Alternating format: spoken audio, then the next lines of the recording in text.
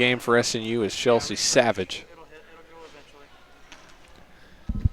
Yeah, it's tough seeing some of the SNU players being out by either being sick or being injured. It's just but SNU still has a chance to win, so they're playing pretty well without having their entire team. 31-26, Monticello leads here in the second quarter. Goforth tries a three, up and in. Jordan Goforth. Arkansas Monticello shooting the lights out right now from three-point range. Now 6 of 10 as a team. Now an 8-point lead. 3 minutes into this second period. Plunkett inside. Almost has it stolen, but does a good job of getting it back outside. Gaddis on the drive. Just a tad too hard. Rebound. Plunkett up, and they're going to call an offensive foul on LaShabra Plunkett. From up here, that looks like a complete blocking foul. She was close to that restricted area, but nonetheless, the officials signal a charge, so we coming back the other way here. Monticello holding on to an 8-point lead.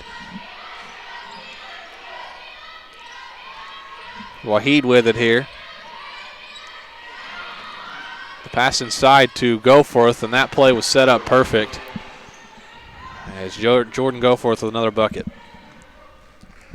There was a back screen set over there on the baseline that freed up Goforth on that layup. Yes, I think that on the defensive end, at least SNU just needs to do a little better job at communicating and switching if the opposing defender cannot get through the screen. 10-point lead here. Nice move inside from Plunkett, who is off the mark. Good hustle by Gaddis in there to try to get an offensive rebound, but it'll go out of play back to Monticello.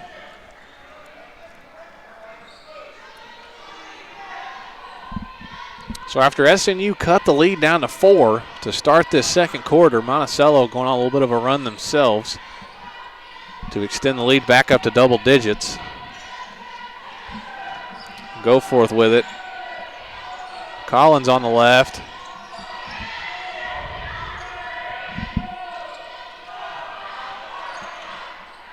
Shot there by Goforth is no good. Rebounded by Savage.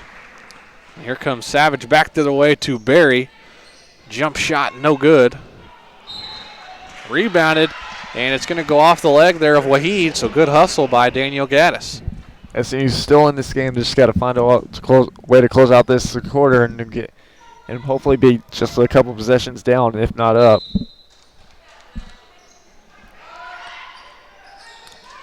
Savage with it. Plunkett, top of the key there, drives inside. And they're going to call a blocking foul this time on number 41, Jordan Goforth. She had a great find with Adria Berry wide open for the three. The ref just ended up calling a foul, but overall great play.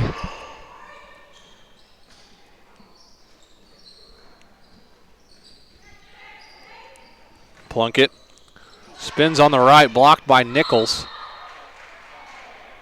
It's going to go out of play there, and we'll go back to Monticello.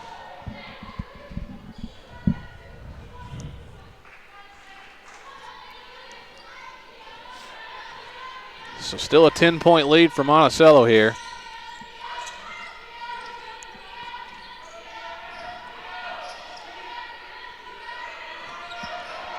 Collins on the drive, and she's going to be bumped.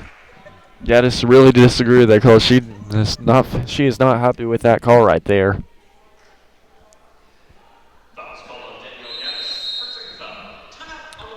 So there's a media timeout on the court, and we'll take one with them. 4:43 to go. Head coach Derek Doris having a word with the official. Monticello leading SNU 36-26. We'll be right back here at SNUathletics.com.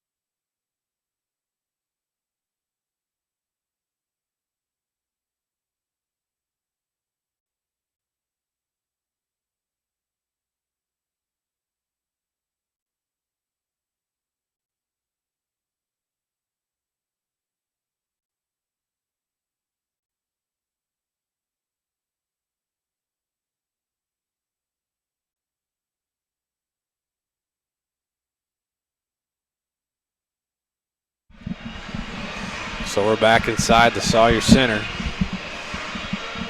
SNU trailing by 10 here, as we talked about it in the pregame. They're having to play without some of their key members due to injury. Rachel Dorneman, Olivia Chapman, and Ashley Hutchings all out for SNU.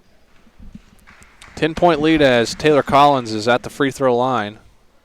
First free throw up and in for Collins, who leads all scorers in this one now with 13 points.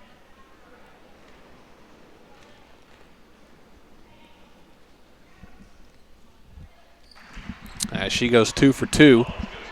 12-point lead. Here just about halfway through this second period.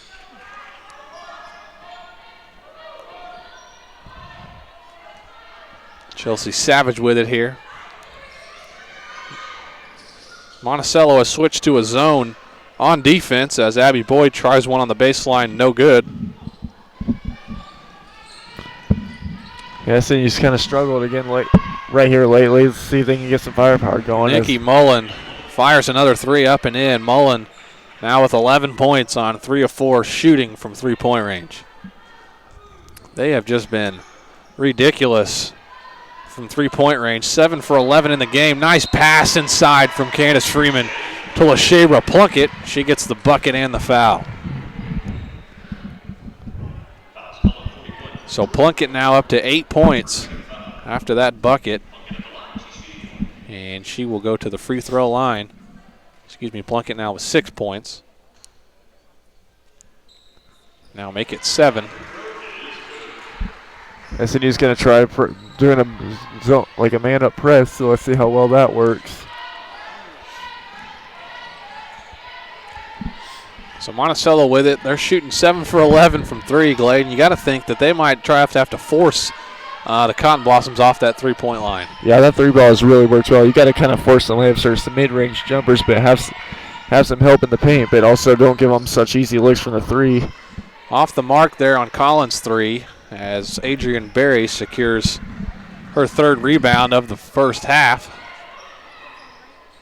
3-point in the corner from Abby Boyd, no good. Rebound Plunkett, who has it blocked, but Plunkett trying to get it back there, and it looked like Plunkett was pushed there, and Plunkett a little slow to get up.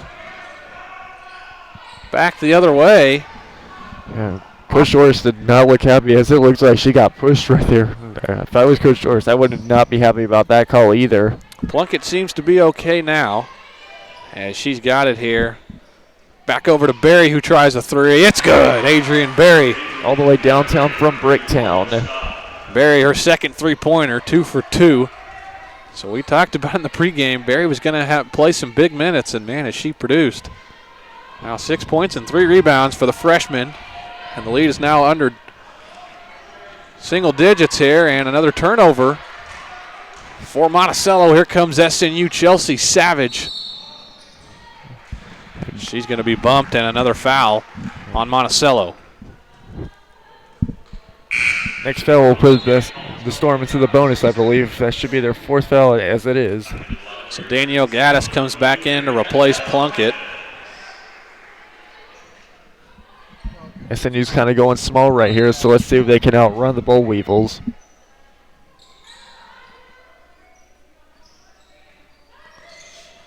So 41-32.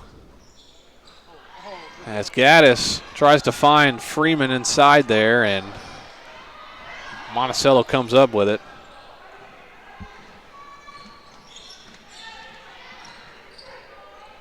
Goforth with it. Top of the key, Waheed tries a three, and it's good. 8 for 13 from Aisha 3. Waheed. Good Lord. Timeout called by SNU, and we'll take a quick one with them. 44-32, Monticello leads. We'll be right back here at SNUathletics.com.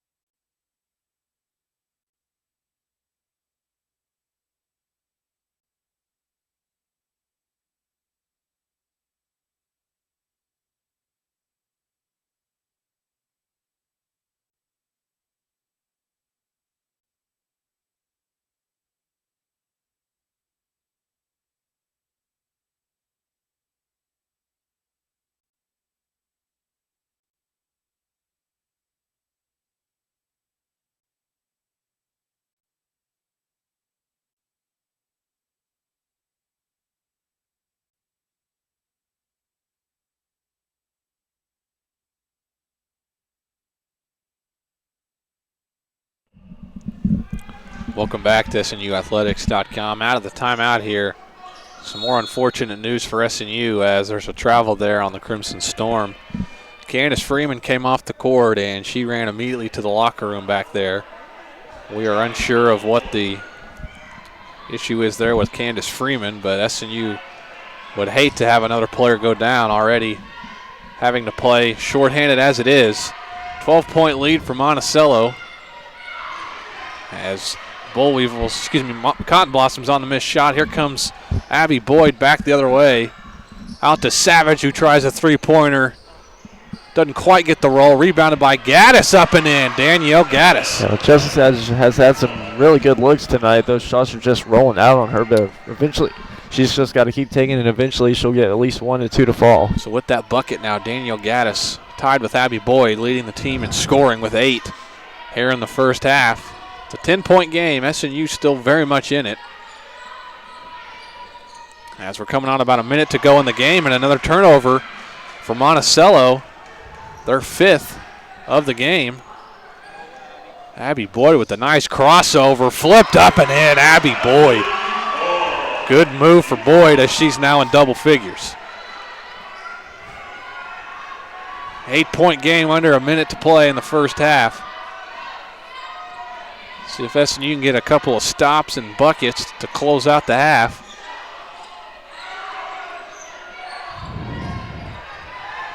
On the drive, Waheed flips it up with the right hand, no good. Plunkett on the board. Plunkett with 4 rebounds in the first half. Looks like SNU will hold it for one shot right here. Let's see if they can trim the lead. Savage has it here.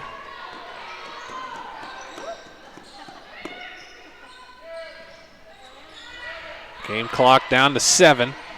Savage has it. Flipped up with the left, no good. Rebounded by Burrows, and that'll be it for the first half. So we're through 2 quarters here inside the Sawyers Center.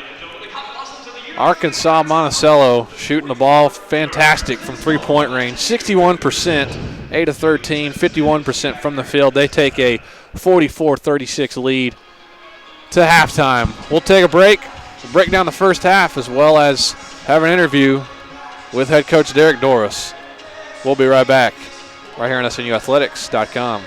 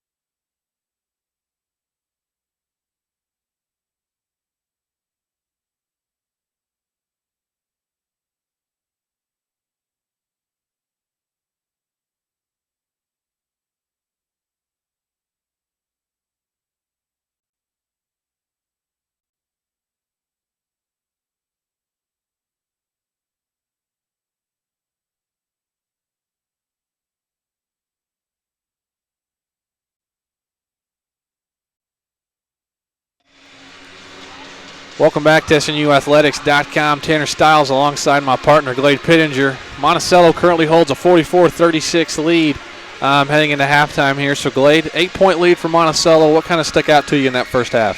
Well, Monticello just had a tremendous hot shoot from the start, from shooting on both ends of the floor. They're 8 for 13 from the 3. That's a very high percentage, and their coach has got to be happy with that. But I think SNU needs to kind of take that away from them and force layups, but have some help and also recover where they can cover that 3-point line. And then SNU's got to just find a way to make shots and keep in this game. They've been down a couple times, but they keep fighting back. Monticello was led by Taylor Collins, who had 14 points, 2 of 4 from shooting from downtown. Cotton Blossom shot 8 of 13 from three-point range, 61%. They really did a good job. That's why they jumped out to an early 22-6 lead in that first quarter. But SNU responded. They put their head down and they gritted and got back in the ball game. What they did kind of struggle with, they had 9 first-half turnovers. Monticello had 5. So what I'm looking forward to seeing if they're going to be able to limit those turnovers in the second half. Glade, what's something you're looking to see here in the second half? Maybe SNU can kind of change to kind of maybe put the momentum in their favor. Just kind of taking care of the ball and just taking good looks and making them as much as they can, but also getting back on defense as they were just kind of struggling to stop them on both ways of the floor. So if they can do that, I think they'll have a pretty good chance of winning this game. Be interesting to see. So we're going to take a quick break. We come back, we'll hear from our sideline reporter, David Knobler, who's got an interview with head coach Derek Doris. Don't go anywhere. You're watching SNU basketball right here on SNUathletics.com.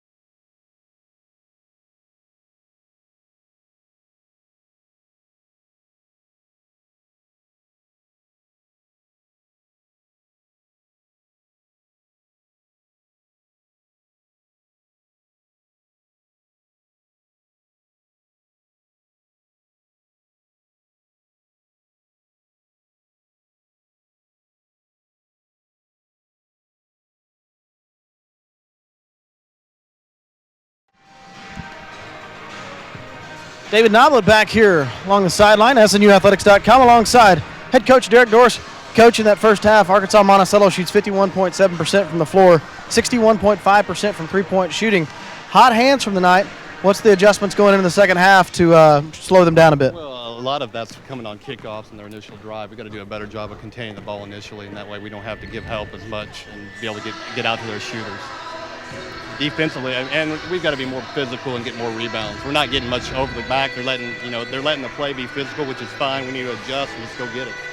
You know, Coach, you kind of had a little bit of depth issues. Couple players sick, couple players injured. We just noticed Candace Freeman went off right there before the second half. Is Candace doing okay? Candace is fine. She should be ready to go second half. So. All right, Coach, appreciate it. Good luck the rest of the way. We'll take a quick break. You're listening to Crimson Storm Basketball right here on SNUathletics.com.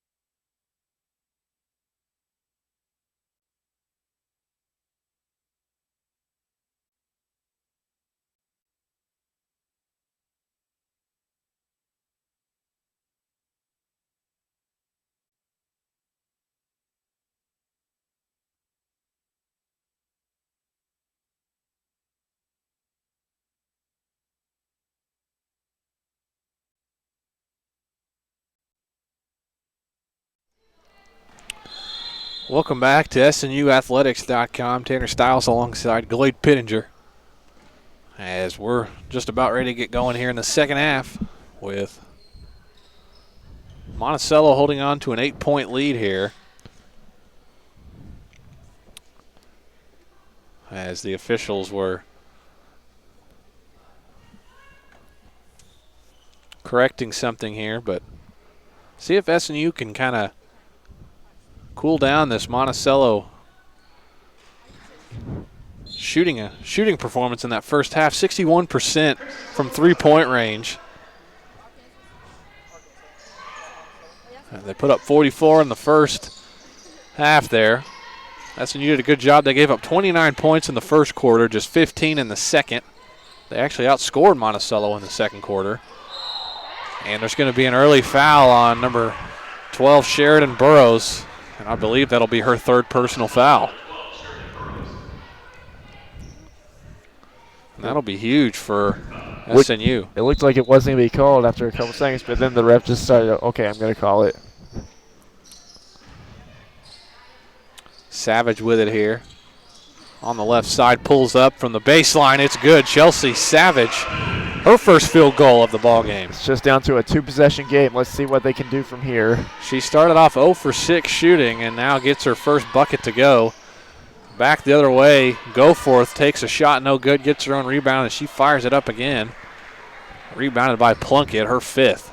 Good to see a 0-2 start from Monticello so far. 6-point lead here.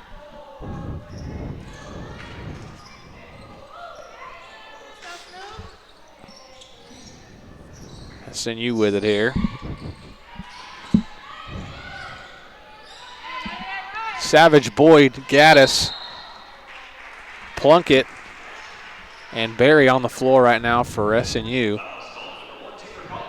As Taylor Collins picking up a foul. That's two very early fouls. That's very good for SNU. So not only is that the third foul on Burrows, but that's the third foul on Collins, who more importantly has 14 points to lead all scorers. So we'll see if SNU can kind of get her maybe to pick up her fourth. As Boyd has it here. Flips it up, no good. Gets her own rebound. Back up, no good. Rebounded by Burrows. Kind of some sloppy play there from both sides as Burrows turns it over. Abby Boyd with it here. On the drive as Boyd loses it. That was good defense and a pretty good cleanup. Abby Boyd just lost control of the ball. 6-point lead here. Goforth with it, driving inside. Up and under move, up and in. Good move by Jordan Goforth. She's in double figures with 11. Back the other way. Bucket there from the Crimson Storm. 6-point lead.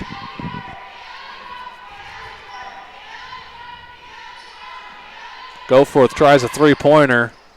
No good. Rebounded by Burrows. Up, no good. Savage on the rebound. Looks like Monticello has cooled down a little bit, which is great news for SNU. Boyd on the drive, back to Gaddis, who flips it up and gets the roll. Danielle Gaddis. Must be something about this goal that's being friendly for both teams today. Gaddis in double figures now with 10, as it's a 4-point game inside the Sawyer Center. The three-pointer by Nikki Mullen is up and in. What a shooting night for Nikki Mullen. 4 of 5 from 3. She's got 14 points. Just a great shooter. You got to be aware of her at all times. Lead back up to 7. That's Chelsea Savage on the drive. Nice pass inside to Abby Boyd. You got to get a stop right here. Can't trade baskets. Chelsea Savage's second assist. She actually leads the team in assists, coming in averaging 5 a game. She's not a big scorer, but man, can she facilitate the ball. As Nikki Mullen on the drive, up and in, and the foul. Nikki Mullen continuing her great performance. A 5'6" senior from Green Forest, Arkansas. As number 15, Candace Freeman, back in for LaShabra Plunkett. Yeah, Candace Freeman got hurt earlier, but she's back in the game, as the coach Doris mentioned earlier, so let's see how well she does. Mullen 2 for 2 at the free throw line. She's 5 of 7 shooting from the field, 4 of 5 from 3. As Mullen misses the free throw there.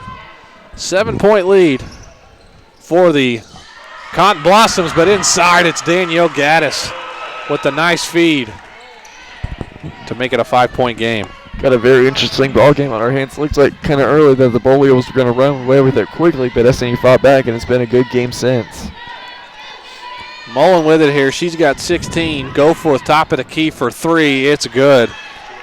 Another 3-pointer for Monticello. Didn't look like Goforth was very confident in that shot, but it went down. 10 of 17 shooting from 3-point range for Monticello. Barry fires a 3. No good. Rebounded by Burrows. Monticello has it with an 8-point lead. Collins on the drive with the right hand up, no good. Rebound Abby Boyd.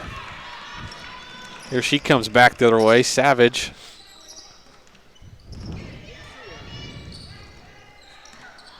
Barry on the drive, flipped up, no good. Another rebound by Burrows. Need a quick stop right here to keep that momentum going. Burrows' 6th rebound. Goforth spins back to the middle, looks for Burrows. Collins on the right side takes a 3. Long rebound by Freeman. Freeman's 4th rebound. Still an 8-point lead for Monticello. Barry spins back to the left, no good. Rebound, Candace Freeman up and in. Man, Candace Freeman just went to that untouched through the lane there. And Freeman caught Monticello sleeping. He's like, all right, you're not going to block me out. I'm going to go get us 2 points. 6-point lead, Monticello. Had it not been for this very strong shooting performance from 3-point range, I think SNU might have a lead here. They're doing a lot better than they were earlier. They just give a legal screen set over there at the top of the key.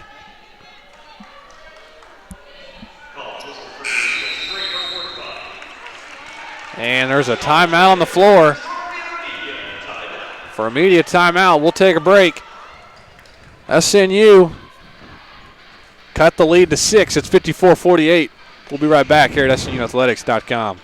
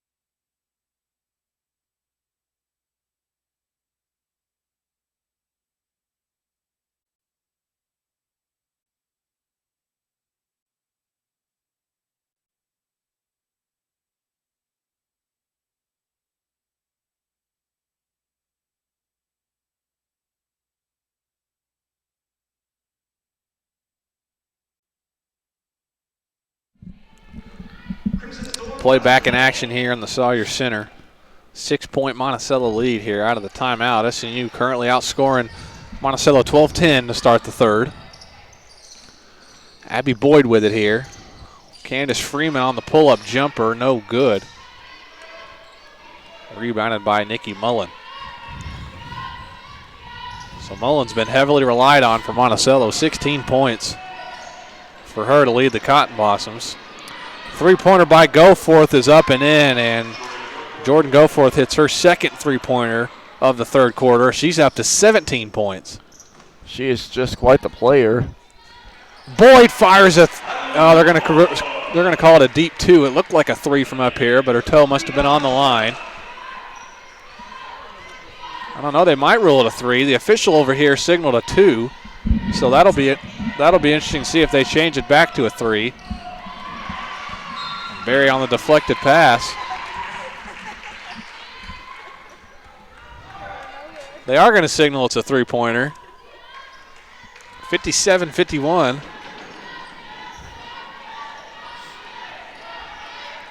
It's getting a little rowdy here, even though we don't have the biggest crowd tonight.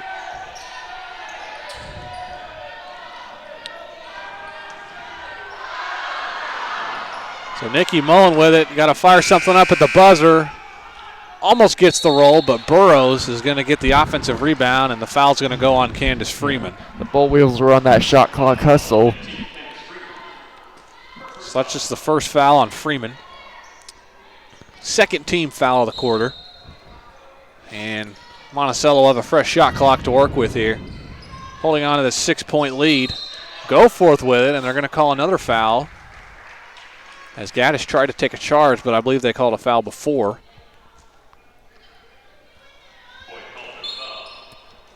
On Abby Boyd.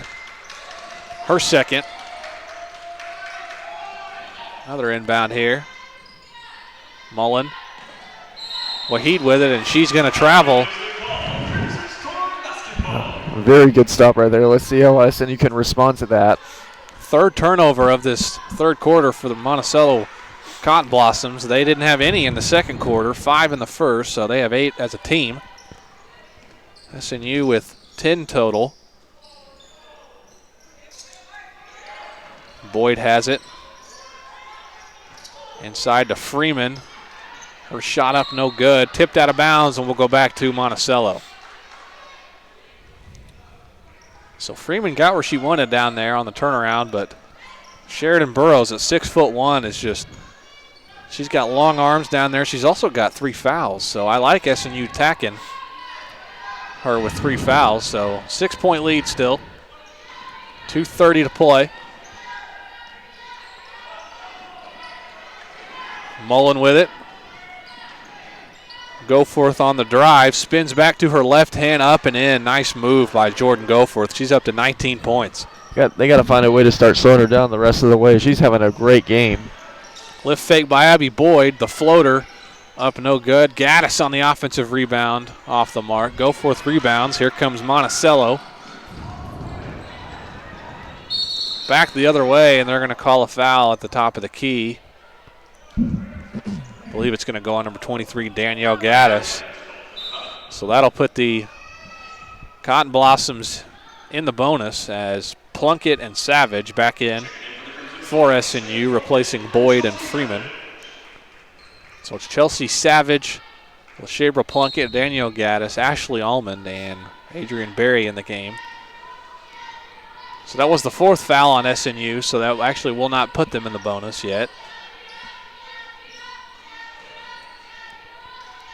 Goforth with it, driving to the left side. She's left-handed, and she flips it up and in.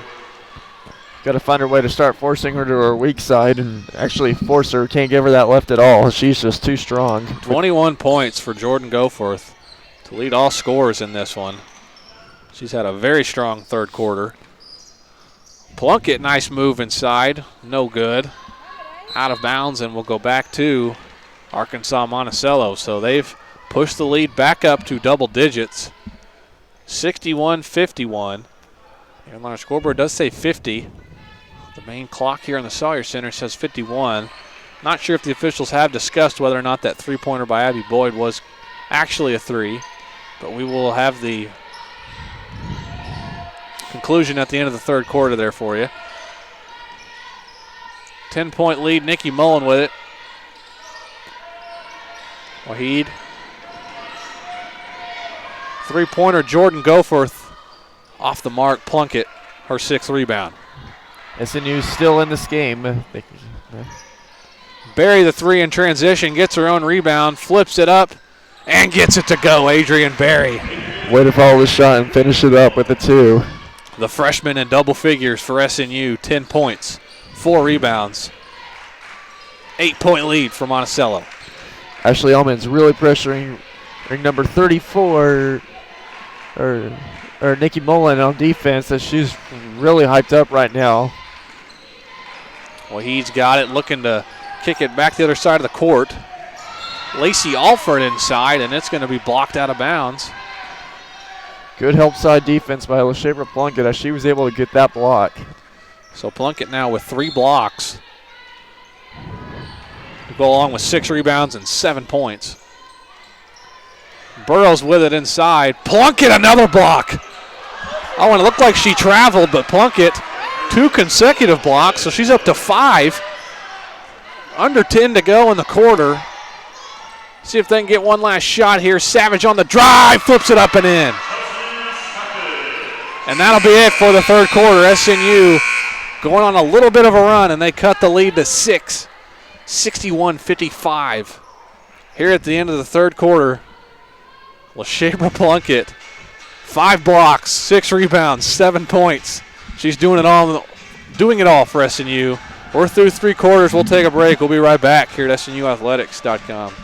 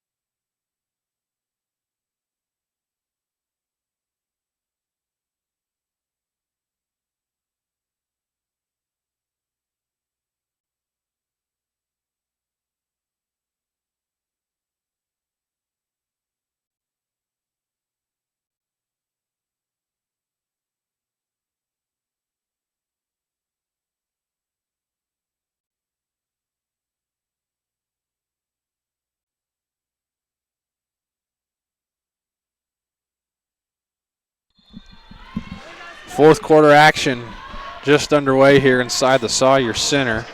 Another good third quarter from the Crimson Storm. They outscored Monticello 19-17, and it's a 6-point lead here with 1 to play. Yeah, SNU's kept most of the other players in shape. They just really got to watch out for Jordan Goforth, as she is really bringing it tonight. There's going to be a foul on the perimeter there on number 10, Adrian Berry. Be her first personal.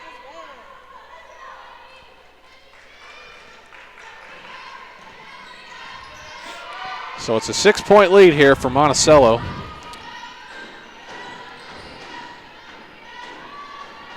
Three-point attempt by Waheed in the corner, and it's good. Another three-pointer for Arkansas Monticello, their 12th three-pointer of the game. Yeah, it looked like a really good contest, but it was just a better shot. 12 of 21 from 3. And that's why they are pretty much why they're up by 9 here in the fourth. Plunkett cross-court pass to Berry, who takes a deep 2, and it's good. Adrian Berry, head coach Derek Doris arguing that she was behind the line, but nonetheless, it's a good bucket. They trail by 7. 7-point lead here for Monticello.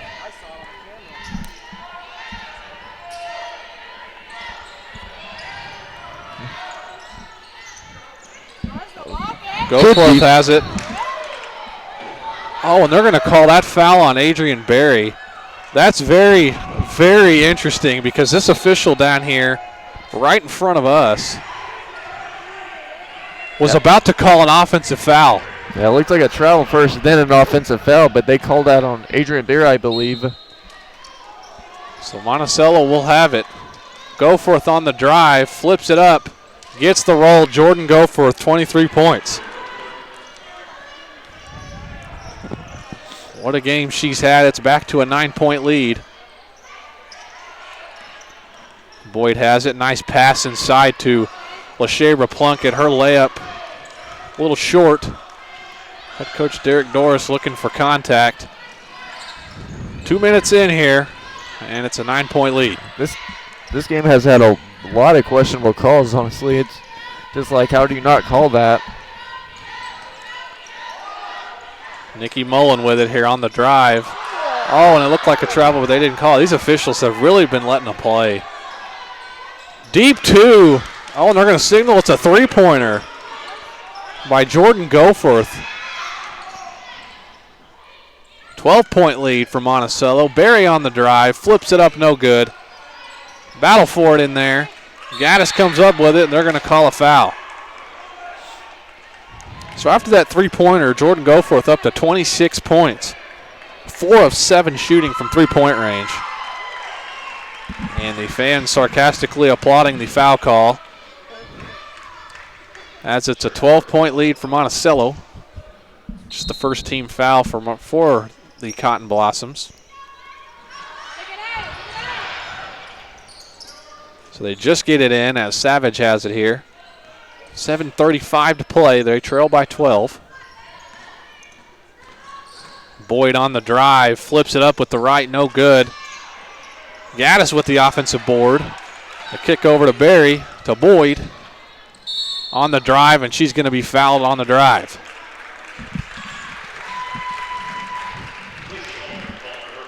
Fouls on number 31, Lacey Alford. Her first, second team foul.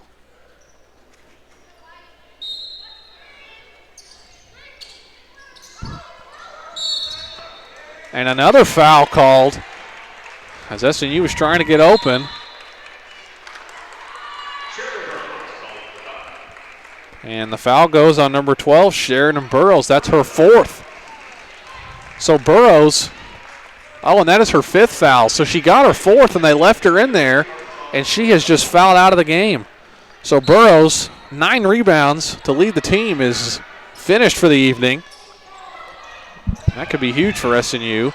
Barry takes a three-pointer, and man, that would have been huge, as it would have cut the lead to single digits, but we're still at a 12-point lead for the Cotton Blossoms.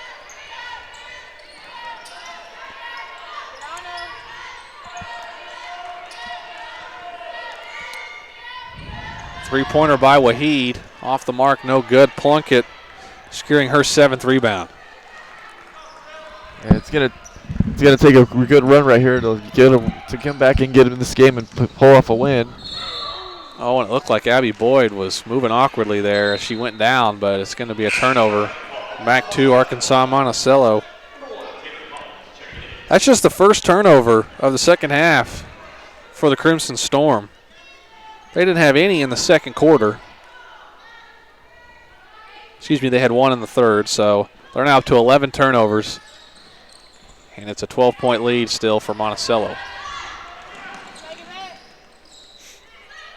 6:35 to go.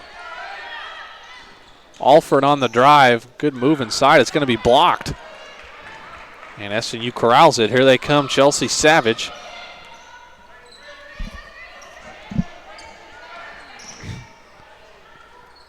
Barry inside to Plunkett. Up and under move. No good. Plunkett upset with herself. Here comes Monticello.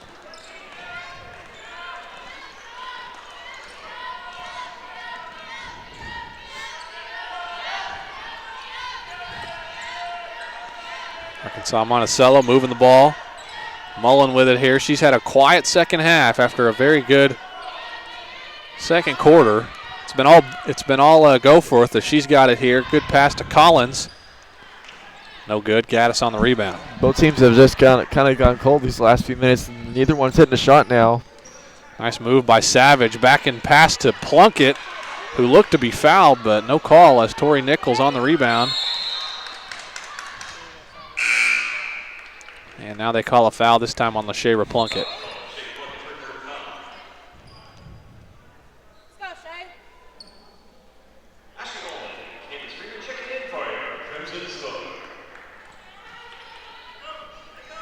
So 5:28 to play in the ball game. It's been a couple of minutes since we've had a bucket from either side. Like you said, Glade, both sides have just kind of gone cold. As Monticello in possession here.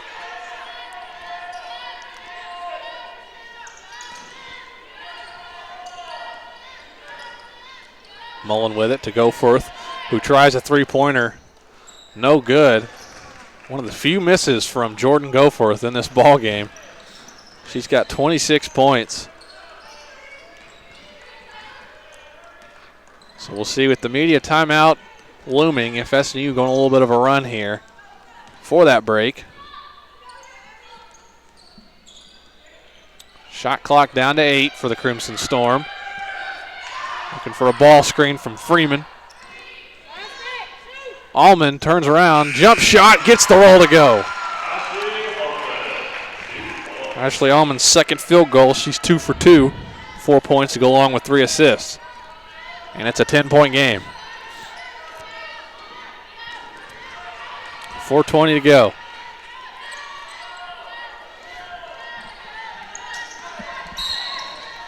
Alford on the drive, and they're going to call an offensive foul on the Cotton Blossoms. SNU still in this game. They have a chance. There's still plenty of time to score.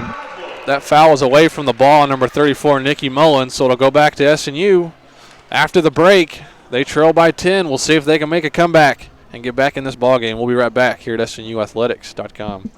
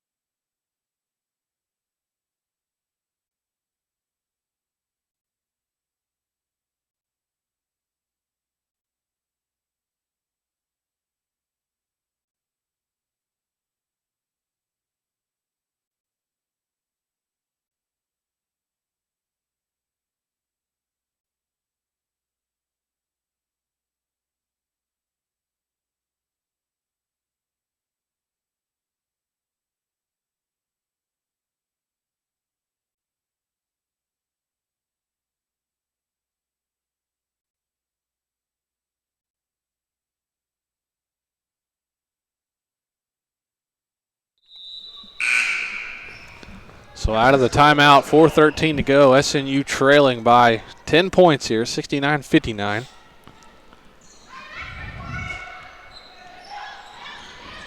SNU trying to make a little bit of a push here.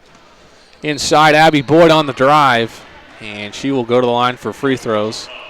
As really, Sheridan Burrows fouling out of the game has really benefited SNU. They've been able to drive now with Burrows not being in there, that good rim protector. Yeah, it's definitely good to have her out of the game as they're able to get some more layups. But just got to find a way to convert them and then hopefully get some stops and get some more baskets to have a chance to win this game at the end.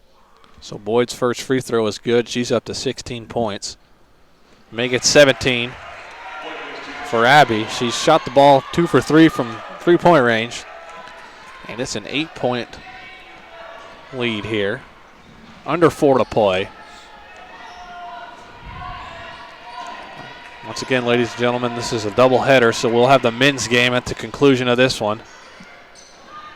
Goforth on the drive, and they're going to call a foul on her way to the rim. Foul call number 23, Danielle Gaddis. Her fourth.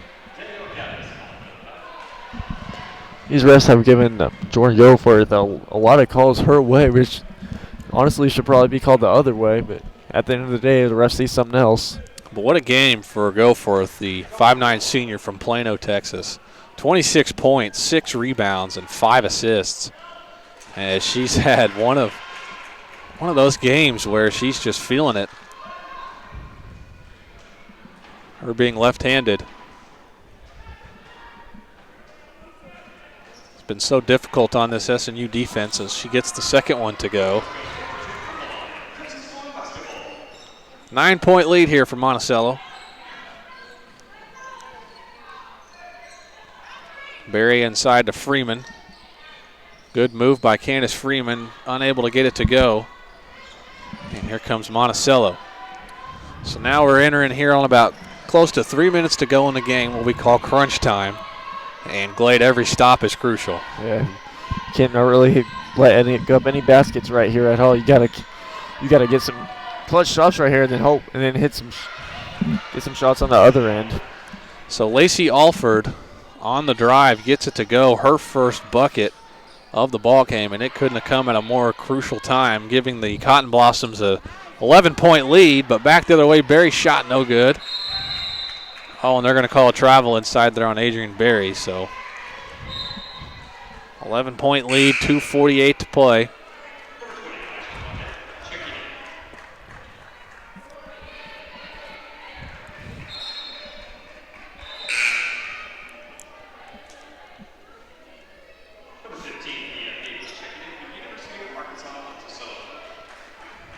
Full court pressure here from SNU.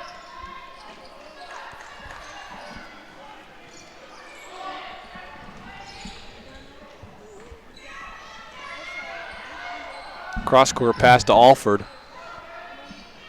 2:35 to go. We expect to see the Cotton Blossoms use a little bit of clock here.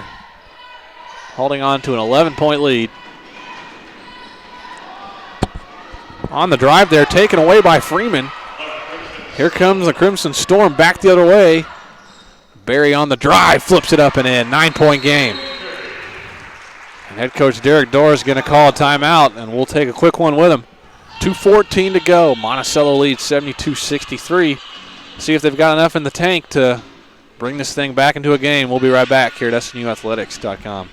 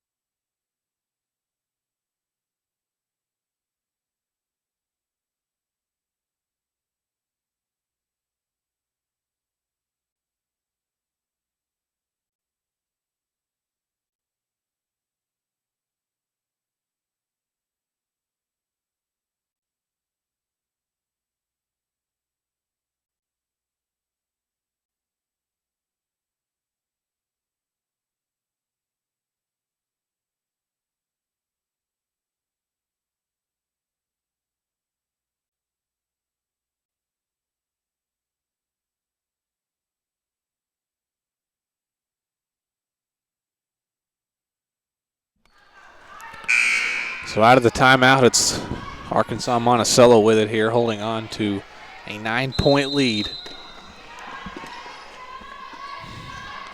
2:14 to go. Full court pressure here from SNU, trying to force a steal that they very nearly get. Goforth back the other way. Nice pass inside to Alford, who misses the layup. She gets her own rebound. And that's huge because now Arkansas Monticello can use up some more clock, and that is what they will do. Under 2 minutes to go. Goforth has it. Alford on the drive, blocked by Plunkett. Rebounded by Waheed, and they'll reset again, but tipped away by Gaddis. She's got a bucket back the other way. She gets it to go. 7-point lead for Monticello. So they're going to need some stops here. With just 80 seconds to play in the ball game, and they very nearly get a turnover. Took them 8 seconds to get across there, almost a 10-second. So Goforth with it here. Waheed. Back up top, Goforth on the drive, and she's going to be fouled by Abby Boyd. As Abby Boyd foul there, her third personal. So Goforth at the free throw line where she's 1 of 2 tonight. 27 points. Make it 28. As this second half has been all hers. As Mullen and Nichols check back in for Monticello.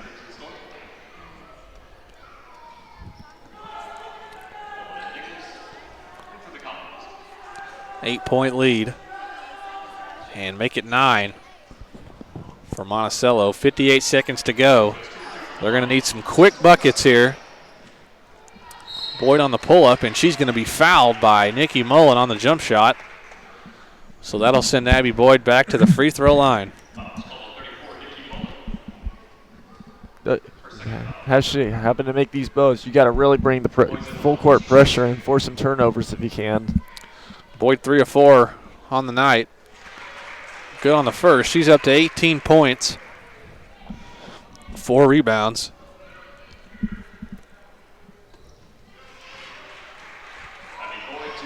Two for 2, 7-point lead. 46 seconds to go. SNU trying to force a turnover. At half court there, Chelsea Savage trying to draw a charge, but they'll call a blocking foul on Savage. So that'll send Goforth back to the line where she'll have the opportunity to get herself a 30-piece.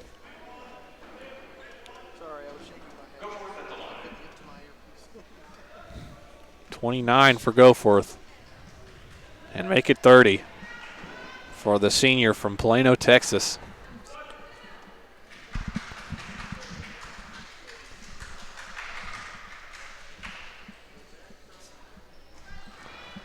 Makes them both.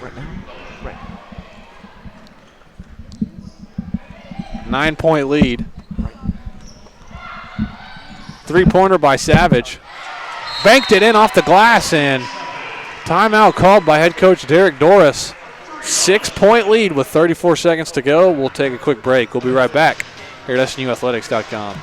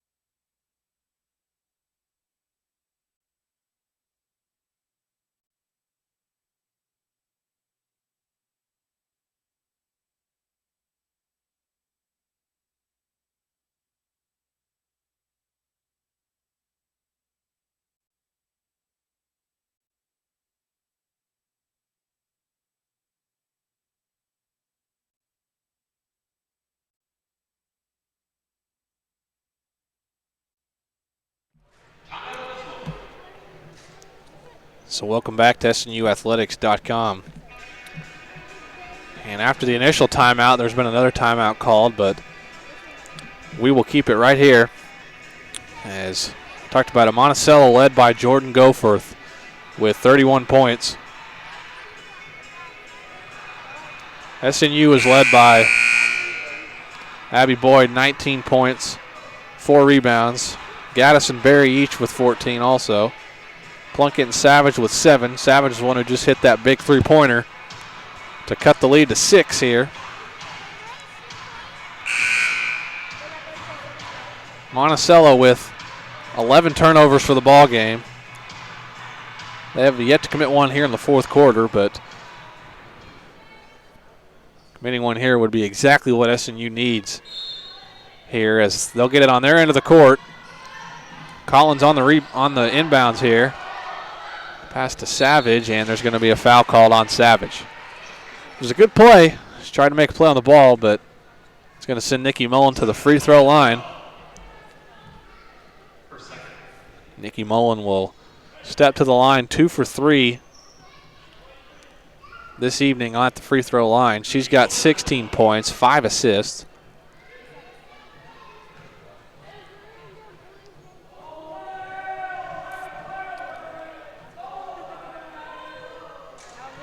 First one is good, as normally the SNU student section would be behind that goal going crazy, but unfortunately we're here on Christmas break. Not many students. Second free throw is missed. 7-point lead. SNU needs a bucket here. Back the other way, it's Boyd. Fires a three, banks it in again, it's good. 4-point lead for Monticello. And there's a timeout called, 22 seconds to go. SNU not wanting to go away. As the lead is now 4, we'll take a break. 77-73. We'll be right back here at SNUathletics.com.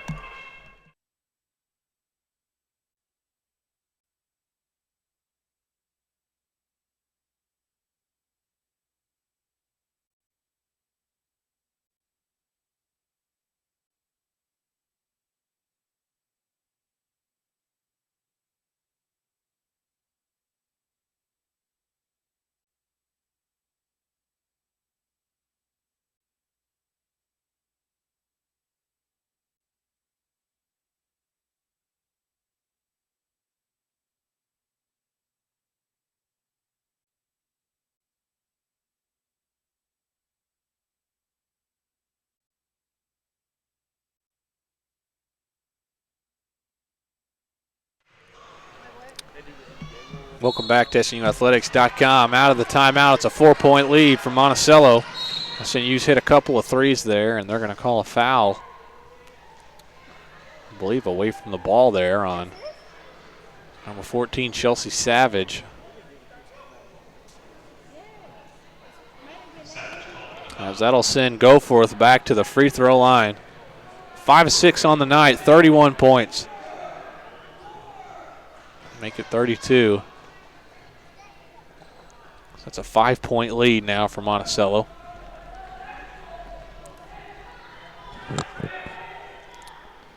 And make it a 6-point lead. 22 seconds to go. So you're going to need a couple more big threes here. Boyd on the drive, flips it up, no good, and she will go to the free throw line to shoot 2.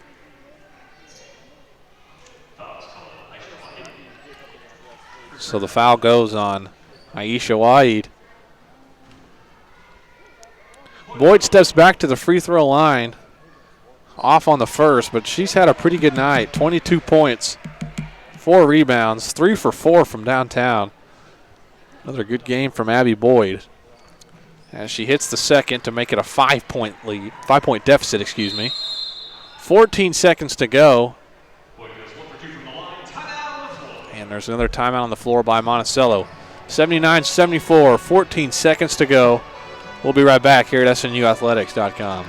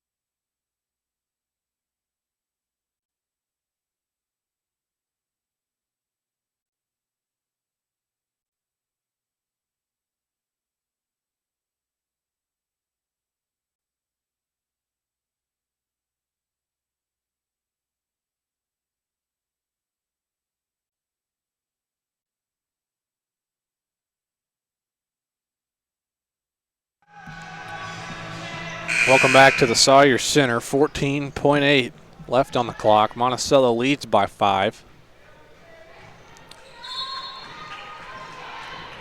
SNU trying to get a couple of steals. And another foul called this time. It's going to go on Danielle Gaddis, and I believe that will be her 5th personal foul. And that it is. So Gaddis will foul out of the game with 14 points, 6 rebounds, and 2 steals. Another good game from Gaddis. So Allman checking back in as Taylor Collins at the free throw line for Monticello. 5'8" sophomore from Little Rock, Arkansas. She had a very good first quarter, 10 points, as she's up to 15 points now. So 10 points in that first quarter. SNU did a good job of quieting her down, just 5 points since. 6-point lead with 14.4 to go.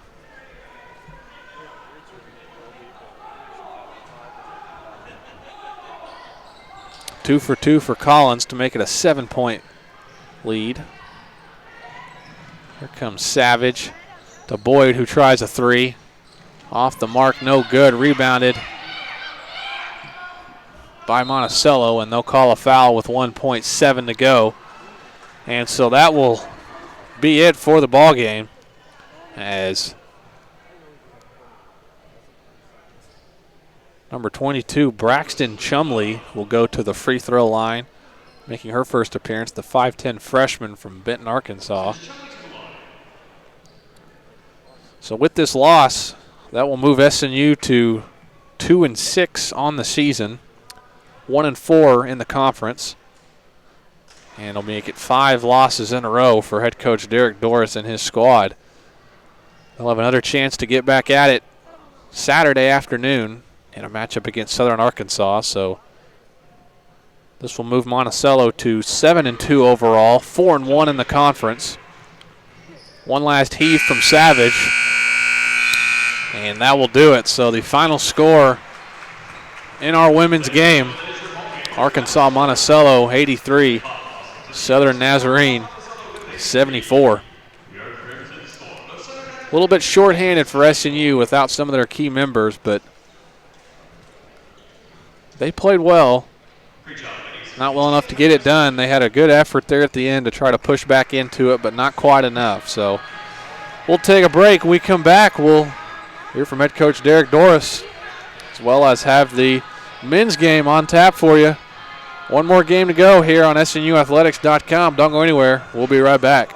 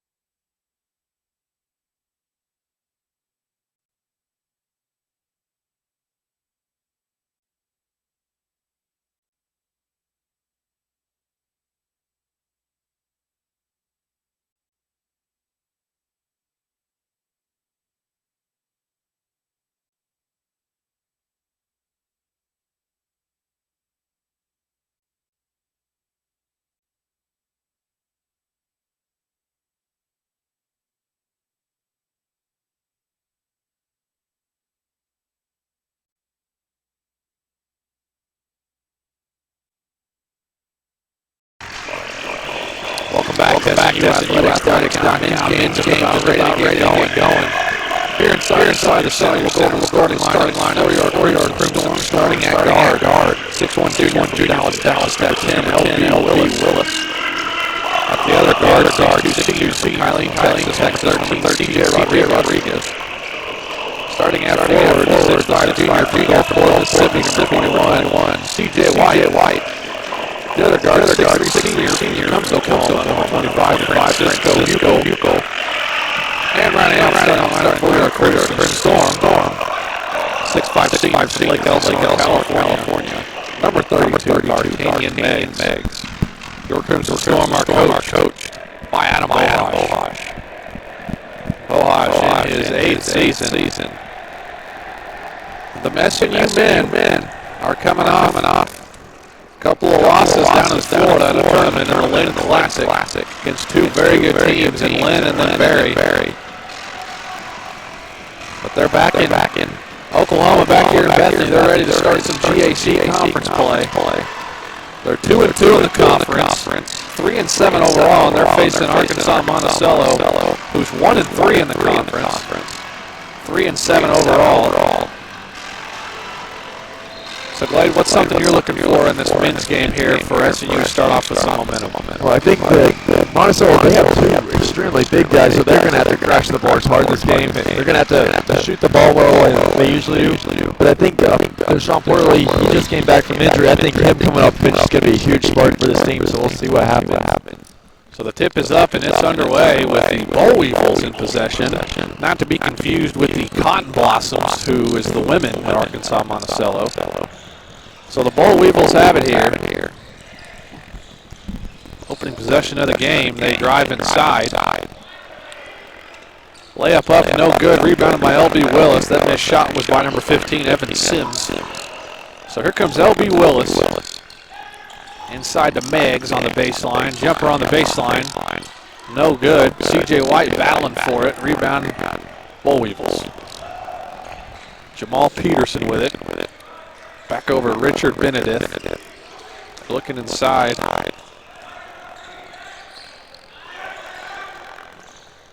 Washington on the drive. Flips it up. No good. Rebounded by Meggs. Jaron Washington with that missed shot. So we're about a minute in the game here looking for our first bucket. They're looking inside to White, and it's stolen by Sims. Rodriguez a little careless on the pass. Back the other way, it's Benedict who takes a three. No good. Tipped around, and we're going back the other way to the Crimson Storm. So far, the Boll Weevils have gotten two very good looks, but they haven't made one yet. So pretty good defense by SNU, and good job rebounding the ball.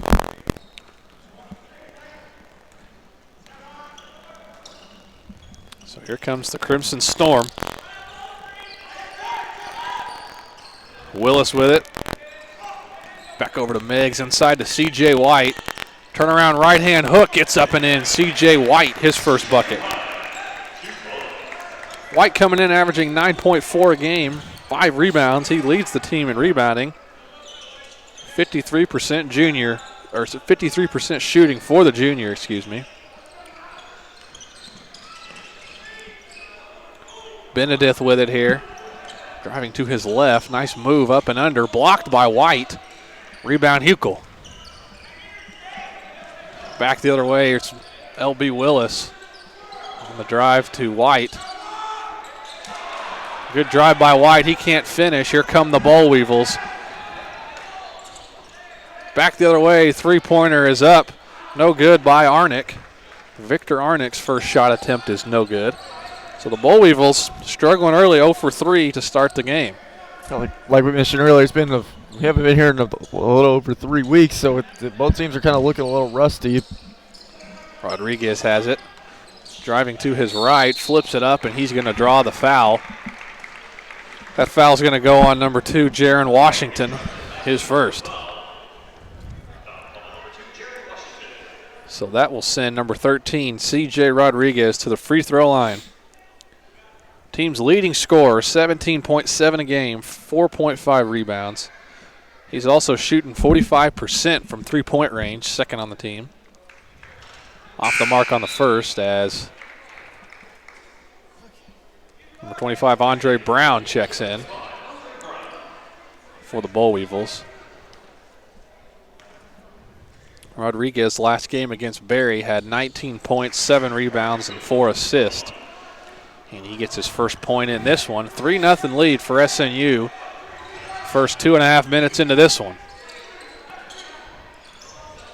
Boll Weevils. Washington has it. Looking for Brown. And Brown loses the ball. Meggs with it. And LB Willis will slow things up for SNU. Huckel. Willis to Meggs. CJ White inside. Left hand hook, no good. Rebound to Andre Brown.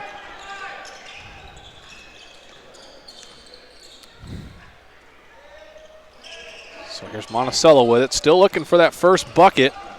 The drive by Benedict, taken by Meggs. Good play by Meggs. Rodriguez back the other way, looking ahead to C.J. White. Out of play, White. Rodriguez saying it was tipped. But it's going to go back the other way. Second turnover for SNU as number 3, Deshaun Portley, and number 50, Noah Starkey, check in for SNU. You talked about Glade. Portley transferred in this year. In the 2 games he's played, he's averaged 10 points a game off the bench. Very electric guy. Yeah, that's definitely always something you can use coming off the bench, a guy who can score and bring energy. Also in is number 50, Noah Starkey, for the first time. The 6'11 freshman from Hutchinson, Kansas. His older brother, Jared Starkey, out with an injury as well. So 3-0 here, still in SNU's favor.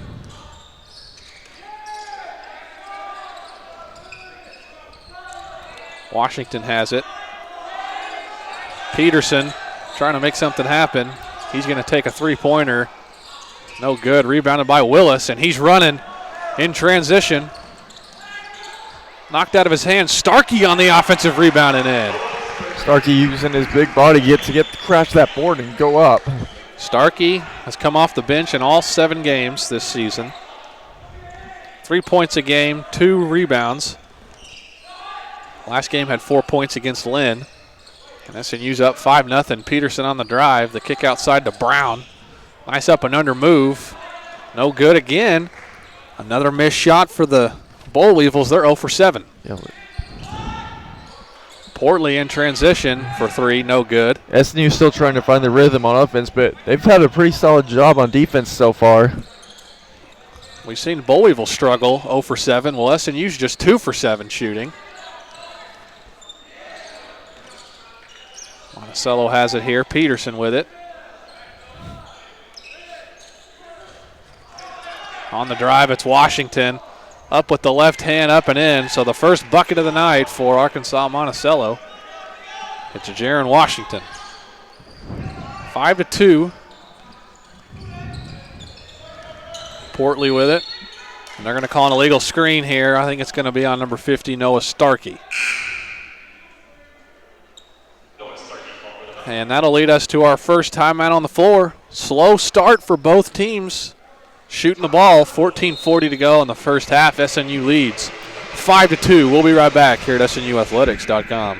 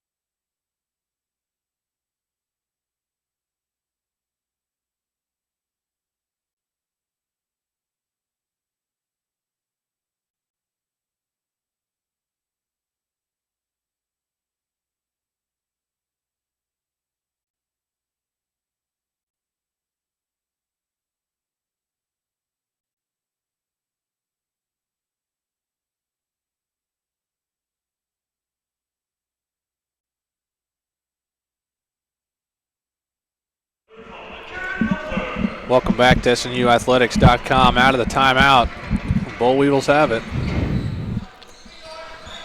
Garrett Butler checks into the game for the first time for SNU. And Benedict on the drive is going to be an offensive foul called on Benedict. Deshaun Portley doing a good job of drawing that foul for SNU.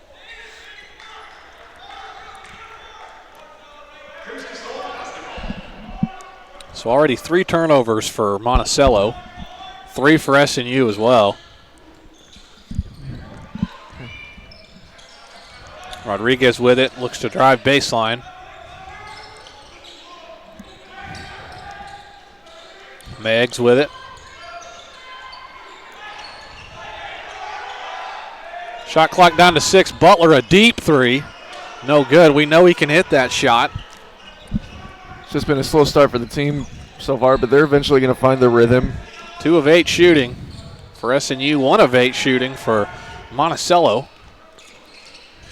Inside, the nice little turnaround jumper by Evan Sims is no good, and there's going to be a foul on number 25, Andre Brown, for Arkansas Monticello. Yeah, D'Artagnan is definitely doing his thing right now, doing what he does, bringing energy and just putting in a lot of effort to help this team.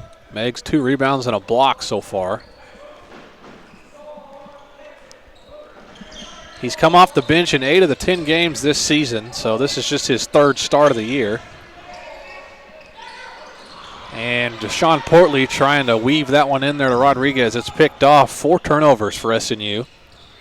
And you know head coach Adam Bohosh is not happy with that. Benedict with it. Inside to Sims. Here's Washington. Benedict with it. Shot clock down to 10. Looking to drive past Meggs. He does and gets in there for a bucket. Richard Benedict, his first bucket. 5-4, SNU's favor. 7 minutes in.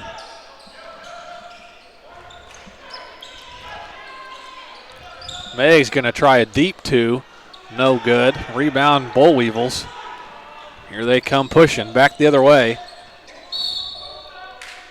Transition, they're going to call a foul there on D'Artagnan Meggs as number 12, Tyler Davis, was looking to drive. Foul on Garrett Butler instead, so Starkey will sit down as well as Rodriguez and Meggs as Huckel, C.J. White, and L.B. Willis all check back in. Yeah. The SNU Storm, they got some good depth on this entire team, so they have a lot of good subs that he can rotate in quickly, keep using. So Benedict unable to get the ball in bounds, and he will call a timeout. And we'll take a quick one with him. SNU 5, Arkansas Monticello 4. 7.5 minutes into the ballgame. We'll be right back here at SNUathletics.com.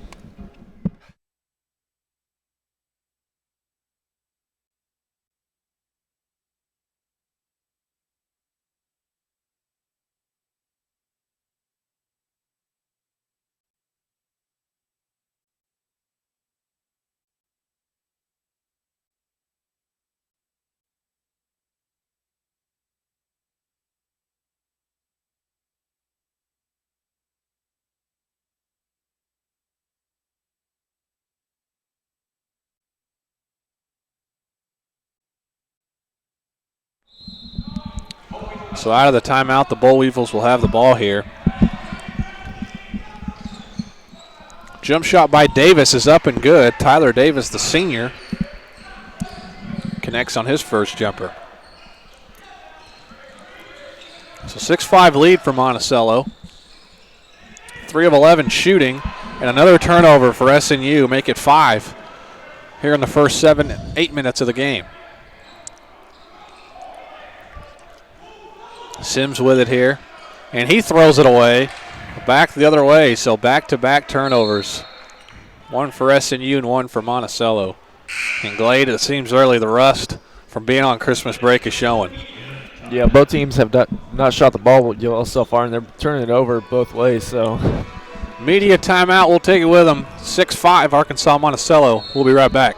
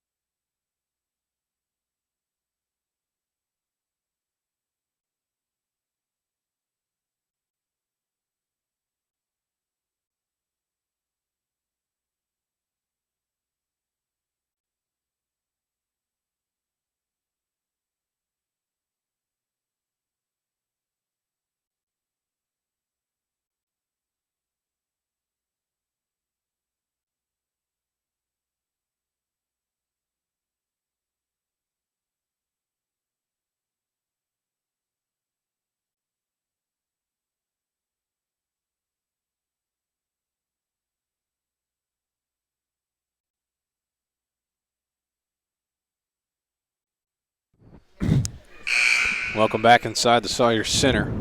Slow start for both sides. SNU 2 for 9 shooting. Monticello 3 for 11. SNU with 5 turnovers, 4 for Monticello. In a very unusual game as SNU's got it here.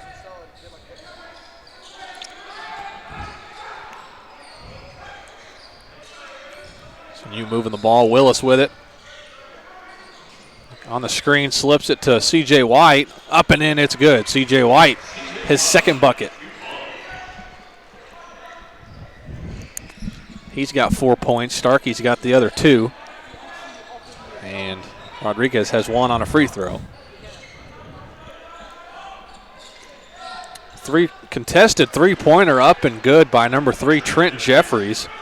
Off the bench there from Gulfport, Mississippi. Same town as C.J. White for SNU. So it's 9-7 Bull Weevils.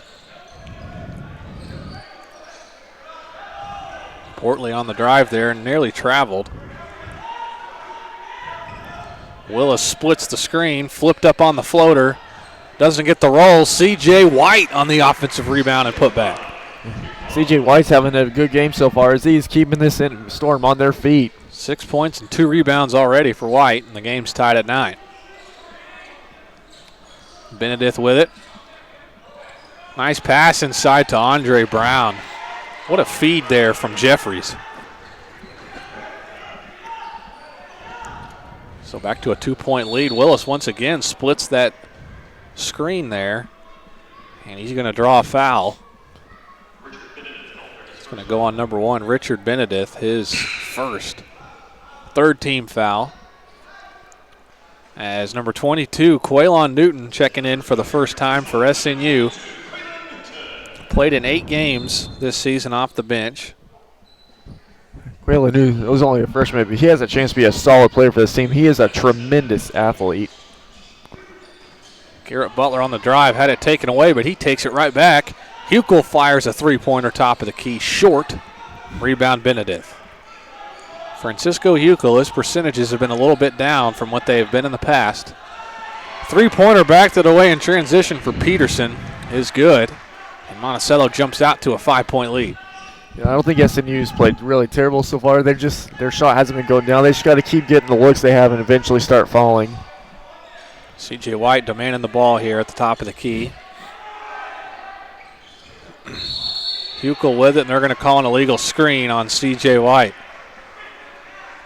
So just miscues here for SNU in the early part of this first half as C.J. Rodriguez checks back in for Garrett Butler. And Starkey back in for C.J. White.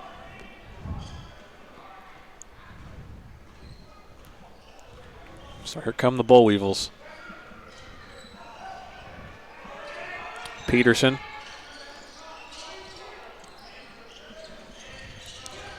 Using a ball screen here. He's going to take a three-pointer, and kaboom. Peterson, another three-pointer. 2 of 3 now from the field. And a timeout called by head coach Adam Bohash. 17-9. Monticello. We'll be right back here at SNUathletics.com.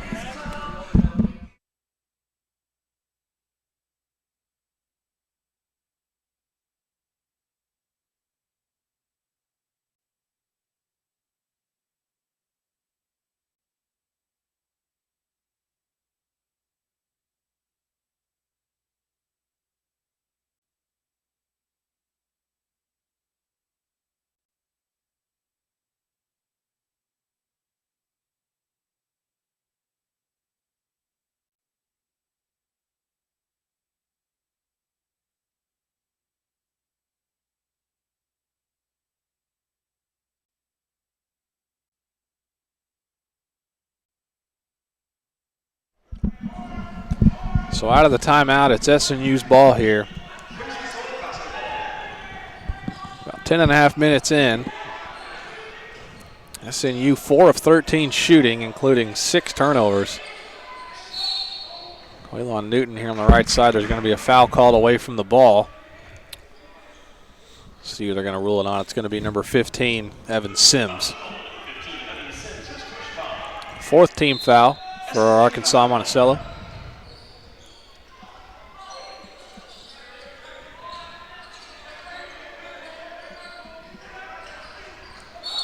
Rodriguez on the drive. He's going to be fouled, so a couple of quick fouls out of the timeout. One by Sims and now by Washington. So SNU will inbound once again.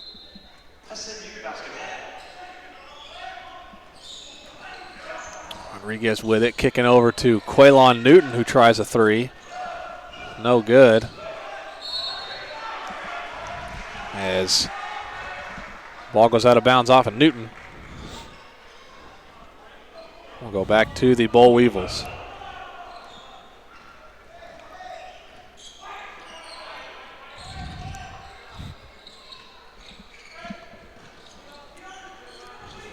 Monticello with it here. Jeffries with the ball. Get inside, back out to Peterson, who almost connects on another three. He's already hit two. Rebounded by Starkey, his second rebound.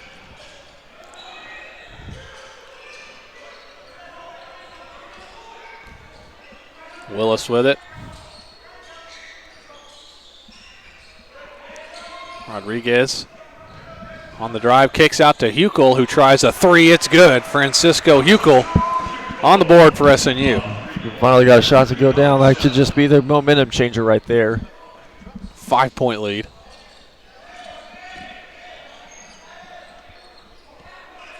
Monticello has it inside.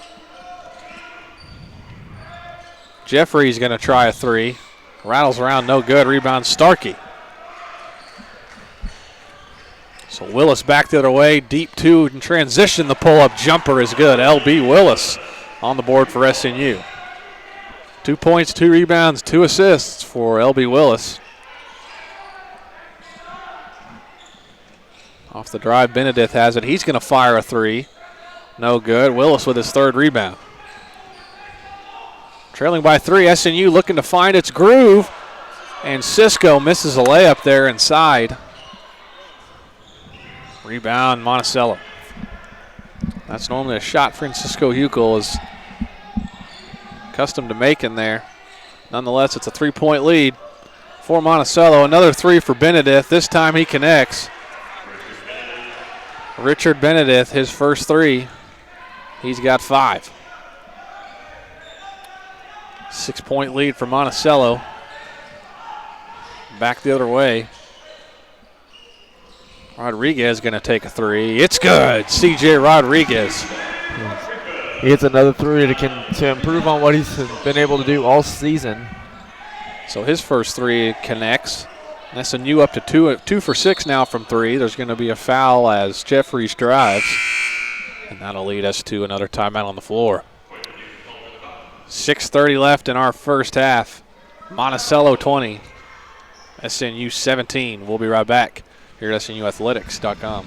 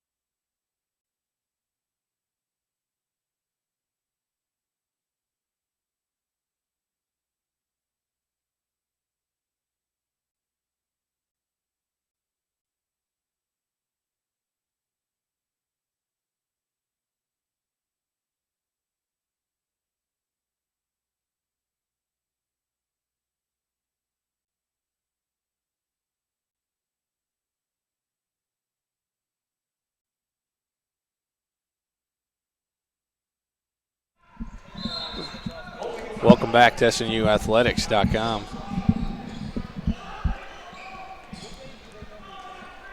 Boll Weevils with it. Holding on to a 3-point lead here.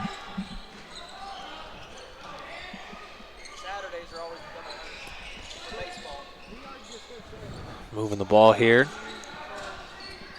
On the drive there, it's Washington looking for something. Tyler Davis going to try a three-pointer. Long rebound, it goes to Rodriguez and Washington. They're going to be a jump ball call that will go back to the Crimson Storm.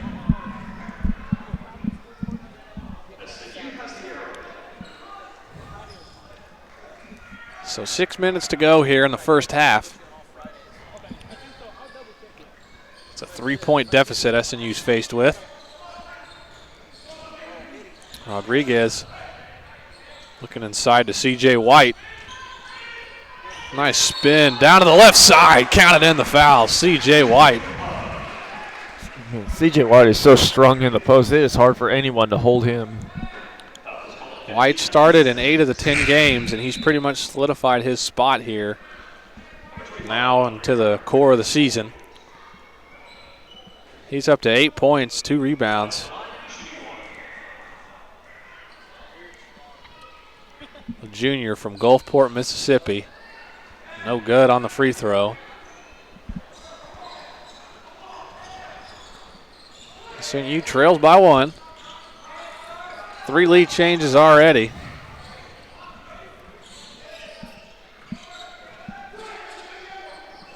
Peterson has it.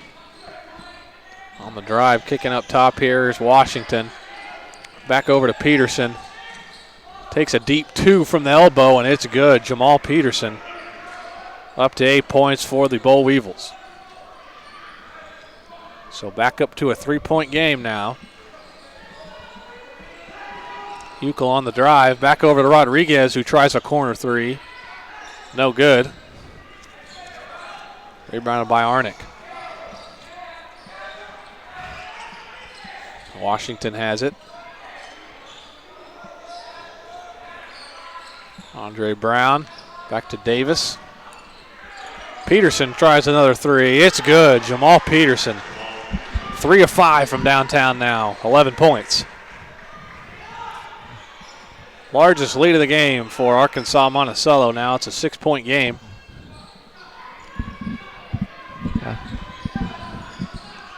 Portley going to try a deep 2, and he gets it to go. Tough shot. Deshaun Portley. I mean, very tough shot. It looked like it, as he saw the player kind of late, but he was able to get it off and in. 4-point game now with just about 4 minutes to go in the game. Excuse me, the first half. Peterson has it. Andre Brown has it. Back to Peterson. Corner 3 from Tyler Davis. They wanted a foul. Head coach Kyle Tolan wanted a foul, but ball's going to go out of bounds back over to SNU.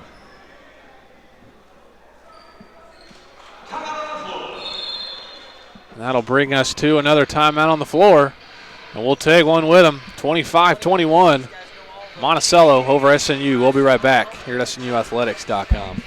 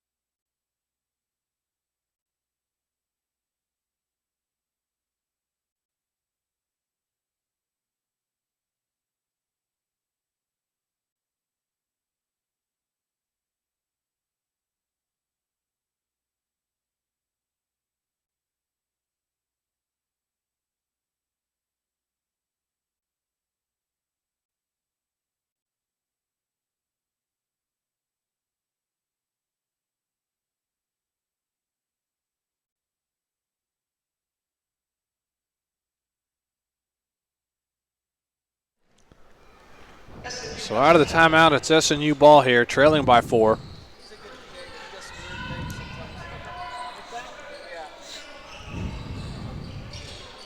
.340 to go in the first half.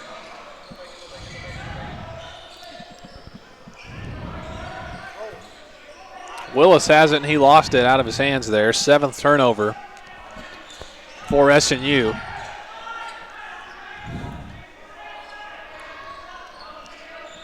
Monticello here with it. C.J. Rodriguez guarding Jamal Peterson, who's got 11 points here in the first half. 3-pointer by Benedict in the corner. No good. Tipped around. Came up with it by C.J. White. Here comes SNU in transition. Butler in transition. Kaboom! Garrett Butler for 3. All the way down from Bricktown. Butler, very dangerous. 3-point shooter. Gets his first field goal to go. And it's a 1-point game.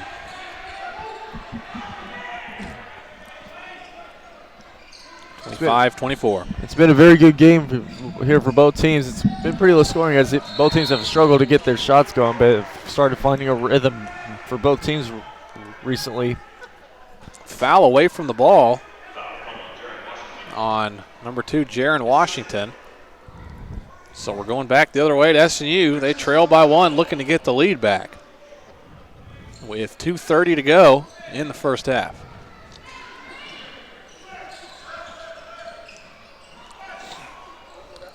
Pass inside to C.J. White is very nearly stolen.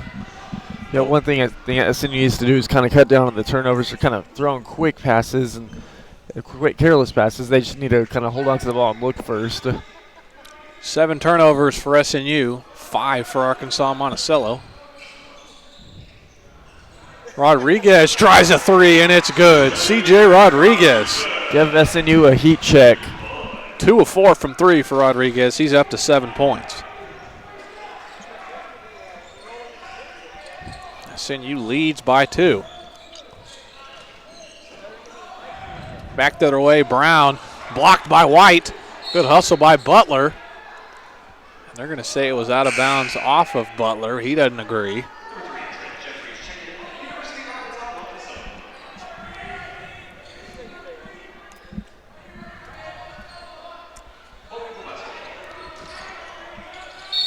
So here's Monticello, and there's going to be a foul on the inbounds there. It's going to go on number 5, Garrett Butler, his second personal foul.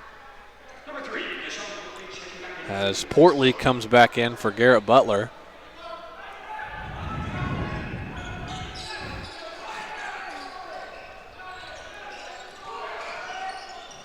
Three-pointer by Peterson is up and good. Jamal Peterson, his 4th 3-pointer of the first half. Yeah, he's had a really solid first half so far. They kind of got to guard him a little tighter. Good move inside by C.J. Rodriguez with the left hand. He's up to 9 points to lead all scorers from SNU.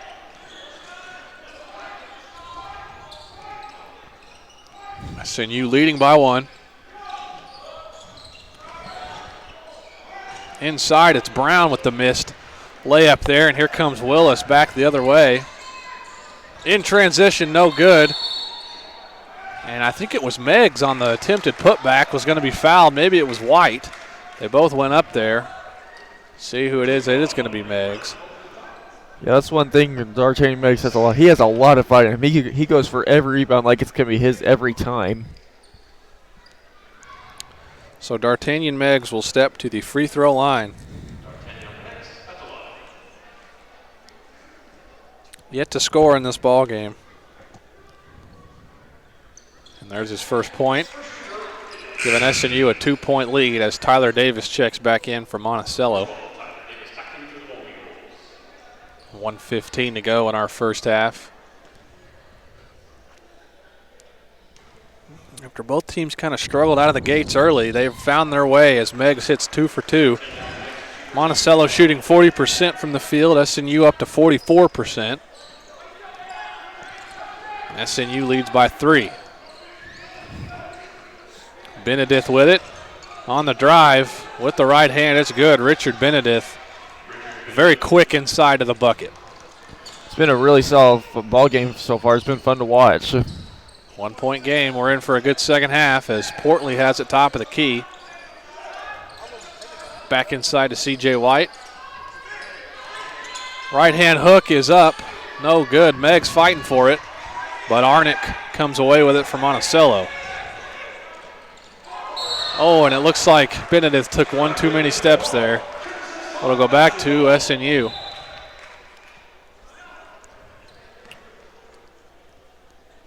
So SNU will have the ball here. 34 seconds left in the half. Just a 4-second differential between shot clock and game clock. So Monticello will probably get one last crack at it. On the drive, Willis back over to Meggs. Nice up and under from D'Artagnan Meggs. Back to a 3-point lead. So Monticello going to hold for a last shot. Head coach Adam Bohash getting his team motivated to get one last stop here for the half. Benedict off a ball screen. Arnick with it, and yes, he traveled. He just took those little bitty stutter steps, Glade. Yeah, he did. They gave SNU has 4 seconds to get off one last shot. Let's see what happens. LB Willis is very quick, so we'd imagine he can get down the court in half of the 4 seconds. Here he comes, LB Willis, pull up three. No good. It was on target. And that'll be it for the first half. SNU leading Monticello 33-30. We'll take a break. We come back. We'll break down the first half, give our thoughts on the second half, as well as hear from head coach Adam Bohash. We'll be right back here at SNUathletics.com.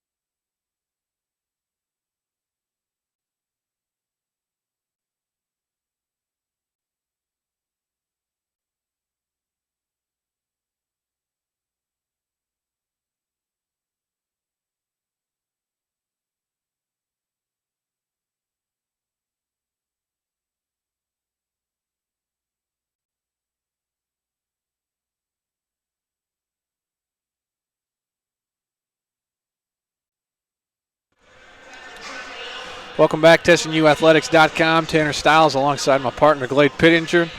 Halftime of the men's game, SNU holding on to a 33-30 lead. Glade saw in the start of this game, it was pretty slow goings for both teams struggling to shoot the ball. Yeah, both teams kind of struggled to shoot. Like, neither team could get in the rhythm for a while. And then number 20, Peterson, I mean, he got hot. And then CJ White, he kind of kept them on their feet, just scoring some inside baskets. And Garrett Butler, Cisco Hukel, and Rodriguez were able to kind of get loose and hit some threes. But, like, for the second half, I think SNU kind of needs to cut down on the turnovers. They've kind of thrown some careless passes. They kind of just need to look to make sure it's there first and hold on to the ball a lot more safe. Talk about those turnovers. SNU had 7 in the first half. I believe they had 5 or 6 there in the first 7-8 minutes of the game. So they did a good job the last half of the first half. They took care of the ball a little bit better, as we saw. They were led by C.J. Rodriguez, who had 9 points, 2 of 4 from 3. C.J. White with 8 points, as you said. Pretty balanced scoring across the board. They shot the ball 43% from the field, 40% from three-point range. Monticello shot 42% from the field and 42% from 3, and most of that was by Jamal Peterson, like he said. Peterson really was the only good spark for the Monticello Boll Weevils. He had 14 points on 4 of 6 shooting, so very interesting for me to see if they'll be able to, head coach Adam Bohas, draw something up to kind of slow Peterson down in the second half, make somebody else kind of beat you for the Boll Weevils. So, Glade, what's something you're looking for? SNU holding on to this 3-point lead here in a GAC matchup against Arkansas Monticello. What are you looking in the second half, maybe for SNU to kind of maybe let them pull ahead and take care of business here? I think they just need to keep taking the shots they've been taking. They're eventually going to – they started falling towards the end, so they're probably in a good enough rhythm now to continue to keep hitting. And I think they need to guard number 22, Peterson, better, as he's gotten a heat check right there, and he's having a really good night. But I think most of all, they need to kind of keep pounding it inside to C.J. White, as he's been doing a lot of work inside. We'll see if they continue to do that and get inside to White. Well, we're going to take a quick break. When we come back, we'll hear from our sideline reporter, David Knob. We'll have an interview with head coach Adam Bohas. We'll be right back here at SNUathletics.com.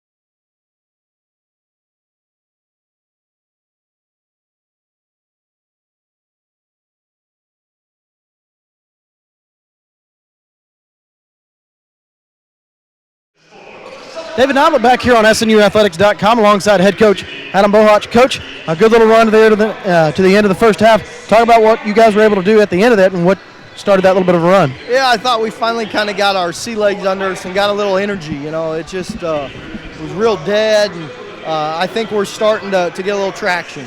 One thing we talked about when we were down at Florida was the emphasis on getting defensive stops. What is it going to take in this second half to get some of those defensive stops? Just more effort, more talk, more togetherness on the defensive end. All right, Coach, appreciate it. Good luck in the second half. We'll take a quick break. You're watching Crimson Storm basketball right here on SNUathletics.com.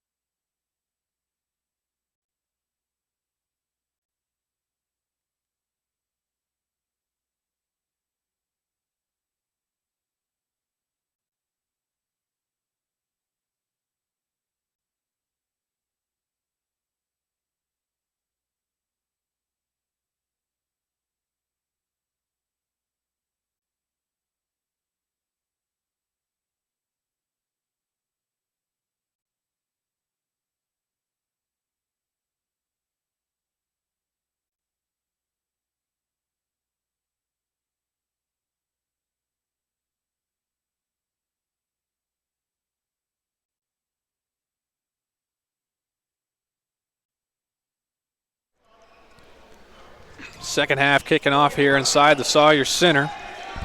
SNU with a 3-point advantage here. Out of the timeout, Washington on the drive, no good, but Sims on the offensive rebound, no good, and there's going to be tipped out of bounds and will stay with Arkansas Monticello. So right out of the break, they come out with some energy and get a quick shot there inside. They couldn't finish.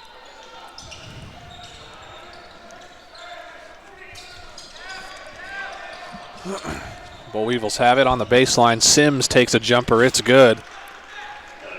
Evan Sims connects on his first field goal of the ball game.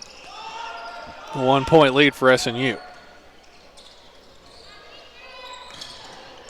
D'Artagnan Meggs trying to find his way inside, and they're going to call 3 seconds in the lane on D'Artagnan Meggs. He was trying to get rid of it there, but really nowhere to go. He nearly had a good look at the shot. He just kind of lost his balance right there.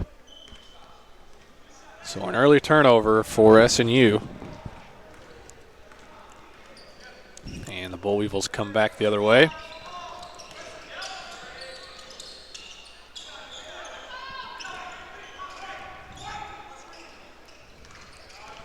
Benedict has it. Over to Peterson. Had a hot first half. Arnick takes a three. It's good. His first field goal. Victor Arnick, the junior from Dallas, transferred from Blinn College, gets it to go. Foul on Hukel's drive. It's going to be on number 22, Jamal Peterson. Peterson's second. So Monticello holding on to a 2-point lead here. Meggs on the drive. Back over to Rodriguez, who just wisely throws it off the leg of Peterson. Stay with the Crimson Storm as D'Artagnan Meggs checks out early. Deshaun Portley checks back in. Hukel tries to split the pick there, and he turns it over. Bull Weevils back the other way. Stutter step inside by Washington, no good. Here comes Willis. Nice ball movement there from Rodriguez to Hukel. Willis with the offensive rebound, and look out, that's a hard foul. But Washington helping LB Willis up, but man, that did not look pretty. LB Willis with the hard fall.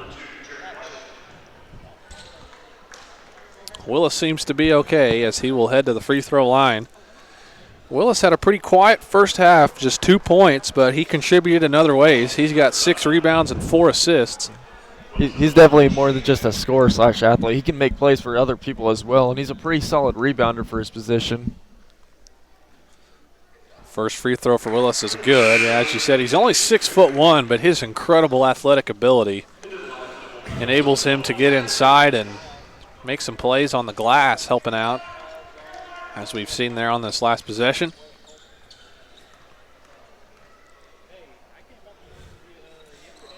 Willis goes 2 for 2 to tie the ball game at 35.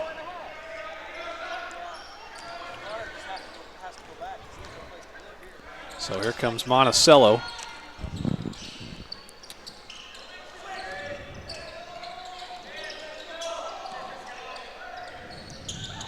Tyler Davis with it on the right wing, looking inside to Arnick.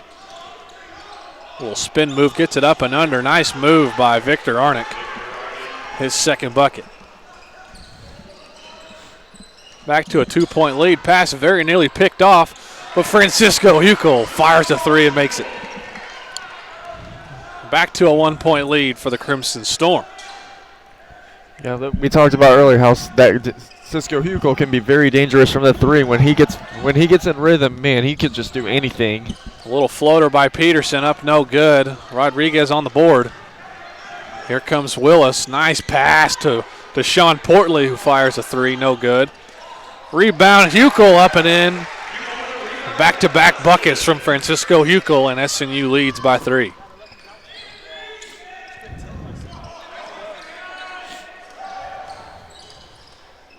Sims spins back to the left, no good. Huckel on the board. Here comes Willis again. Coast to coast, he'll take it himself. And the foul. And one, and a foul. Crimson Storm. L.B. Willis. What a great play there as takes the contact and gets it to go as Noah Starkey checks back in for C.J. White. So Willis back to the free throw line. And he makes it a 6-point game, SNU's largest of the ball game. SNU's really getting it done well as a team. They're making extra passes for better looks, getting to the hole, hitting threes, doing whatever it takes to pull out a win. It's a 6-point game as inside Andre Brown. His layup no good. Good contest by Noah Starkey. Noah Starkey really used his size right there to block that shot. 6-point lead for SNU. They're looking to increase that. Portley on the drive. The little floater up and in to Sean Portley. Head coach Kyle Tullen wanted to travel. 8-point lead for SNU.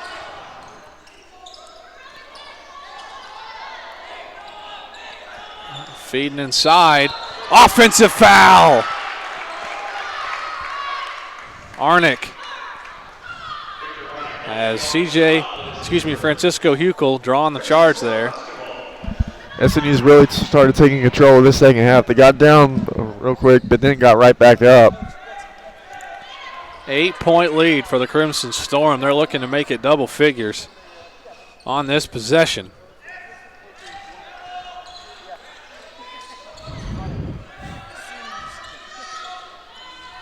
Rodriguez with it. Looking to drive left. Gets inside with the left hand.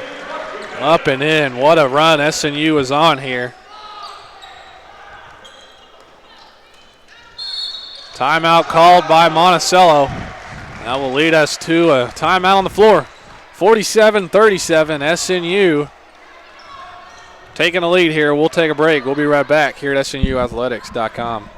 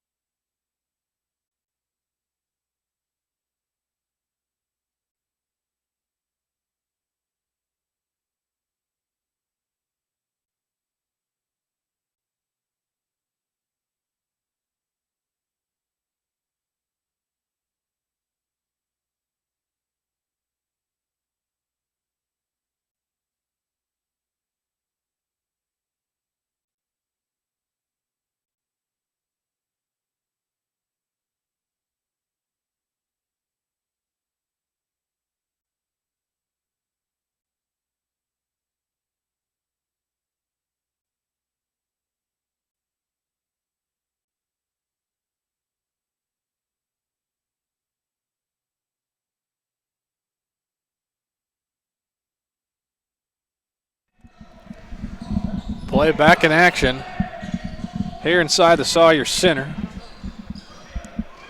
It's a 10-point SNU lead, their largest of the ball game.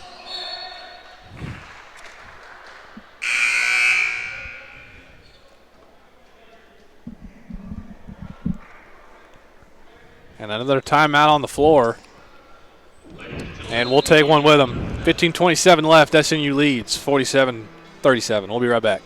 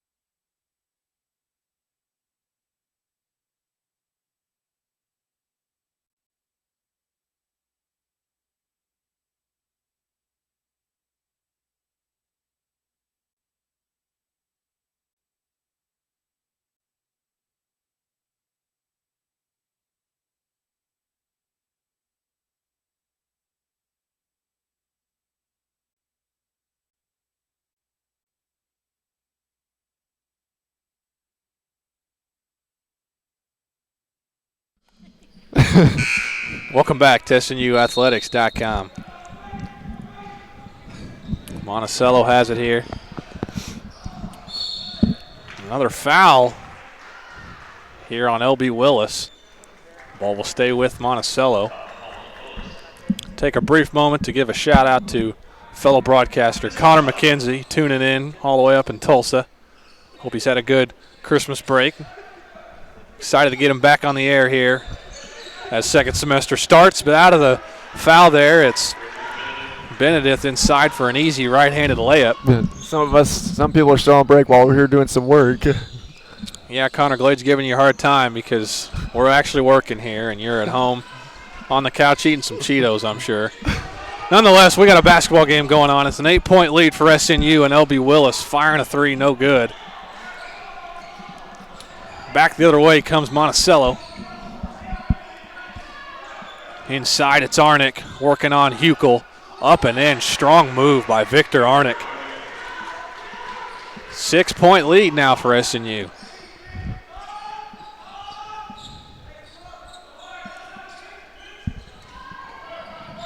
SNU looking to get something going here. Portley on the right side looking to drive. Shot clock down to 10. Hukel drives inside, and there's an offensive foul on Francisco Hukel.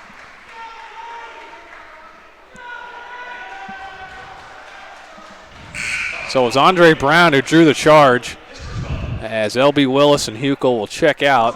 Meggs and Butler back in. So it's Deshaun Portley, D'Artagnan Meggs, Garrett Butler, CJ Rodriguez, and Noah Starkey in the game right now for the Crimson Storm. They're holding on to a 6-point lead here. Benedict has it, looking to drive right. So quick, he gets bumped, and they call the foul on the floor before the shot. So that'll be third team foul.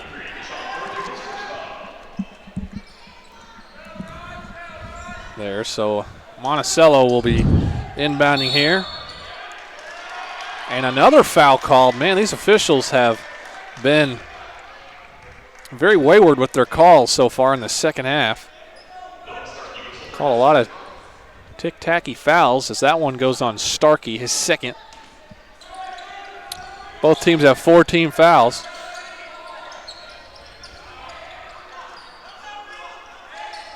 Benedict with it. Brown. Benedict has it, looking to drive past Starkey, and another foul called on Noah Starkey, his third. So Noah will come take a seat. CJ White coming back in. C.J. White's been a factor all game, as we mentioned. It's good to have him back in the game. Let's see what more he's got left in him. On the inbounds, it's Arnick. Peterson off the screen, fires, no good. Rebounded by Butler.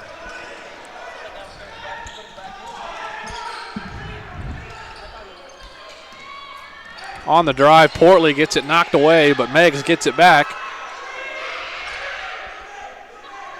C.J. Rodriguez going to reset here. Off the ball screen, Rodriguez.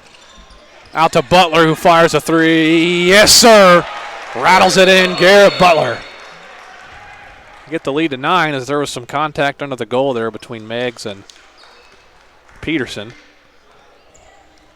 So they'll get that spot cleaned up on the floor. We thought the manager, Big Tony Anthony, down there, going to clean that up, but officials got it. 50-41.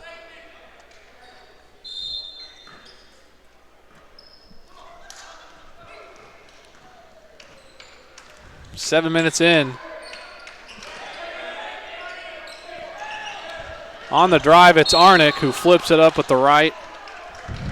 And he will go back to the free throw line, where he taking his first free throws of the ball game.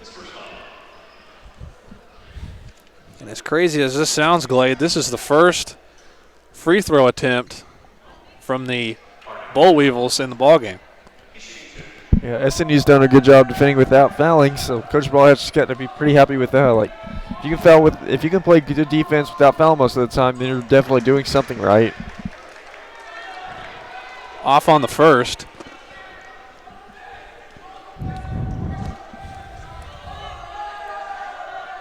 Couple of students back there trying to get Arnick to miss. He hits the second.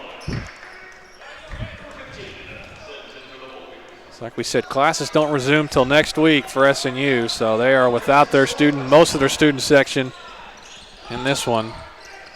Coach Adam Boash talked about the energy and how it was kind of dead. Portley fires a three, no good. And, that must be kind of tough on these players having to play, without their normal home court advantage and being loud. But they've done a good job so far in the second half here as they force a turnover. Back the other way, it's Butler to C.J. White. Good pass. He has it knocked out of his hands, and it's going to go off D'Artagnan Meggs back to the Boll Weevils. So hesitant, Glade. I'm so close wanting to say Cotton Blossoms, but they're done playing. It's the Boll Weevils. Yep, definitely a huge difference with the names. A couple of Arkansas schools in the GAC with different names for their men's and women's programs. Arkansas Tech's women's are the Golden Suns, and their men are the Wonder Boys. We like to keep it simple here in Oklahoma as Andre Brown flips it up with the left hand and gets the foul. So that foul is calling D'Artagnan Meggs his seventh team foul, so the Boll Weevils will be shooting for the rest of the game on each foul. 6-point lead. Off on the free throw. Here comes Portley.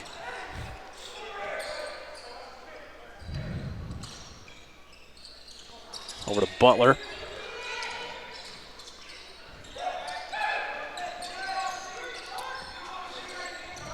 Portley looking to drive. He's going to pull up from three. No good.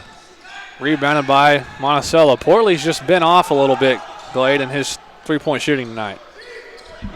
Yeah, it's only, I think it's about his third game of the season. He's still kind of getting back from that injury, getting back in rhythm. But I think once he gets it down, he's going to be one of the most dangerous players in the conference. From DeSoto, Texas. SNU head coach Adam Boash just raving about Portley. Yeah, but speaking of Deshaun Portley, he's the all-time leading scorer at the junior college he transferred from. So definitely some big type player.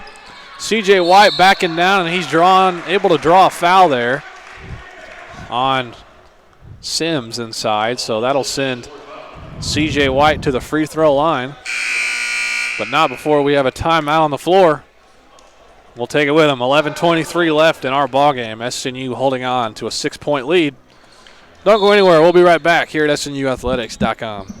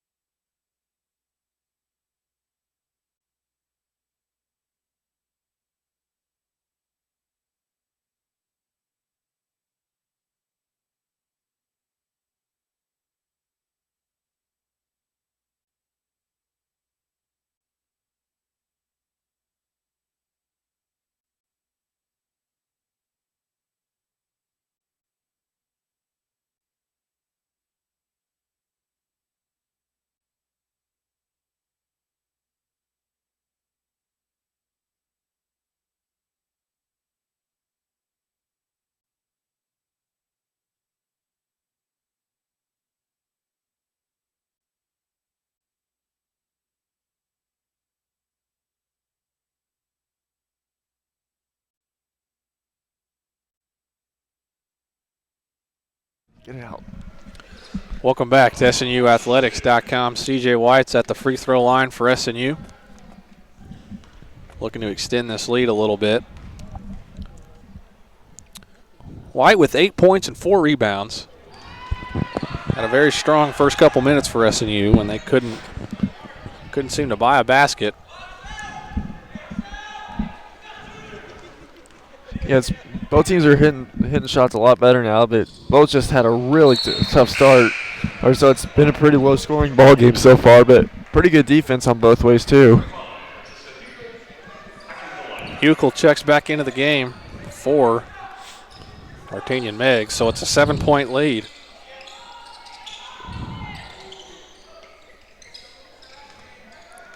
Tyler Davis has it on the right wing.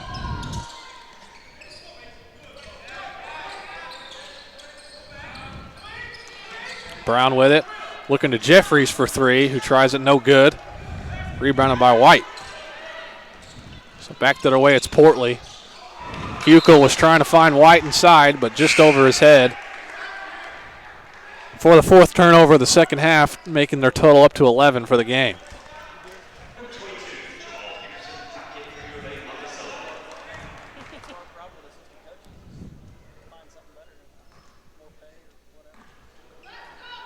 So it's a 7-point lead for SNU here.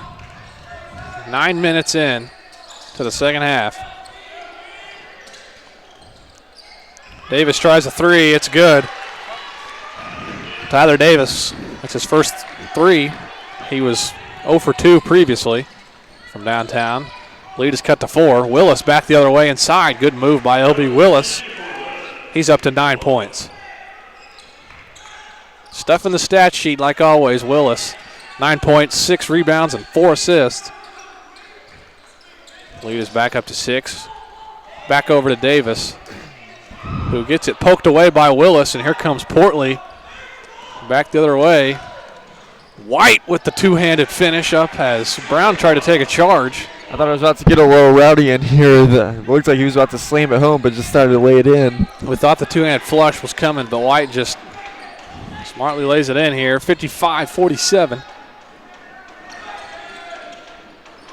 Peterson tries a three. It's short, no good. Rebound Huckel. And Jamal Peterson had 14 first-half points, yet to score in the second half for Arkansas Monticello. It's probably one thing Coach Balch went over in the locker room to make sure they guard him because he was doing the most on his team. So good job keeping him in check and guarding him. Willis on the drive, too easy to get in the paint there, and he's going to be fouled on his way to the rim.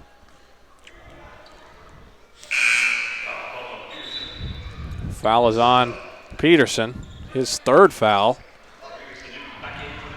So that's big for SNU here coming down the stretch. So Rodriguez back in, and Quaylon Newton for SNU. So it's Quaylon Newton, C.J. Rodriguez, Francisco Huckel, L.B. Willis, and C.J. White on the floor for SNU. Willis on the drive. Back over to Rodriguez. Good lift fake up, and he's going to go and get fouled. Good drive by C.J. Rodriguez.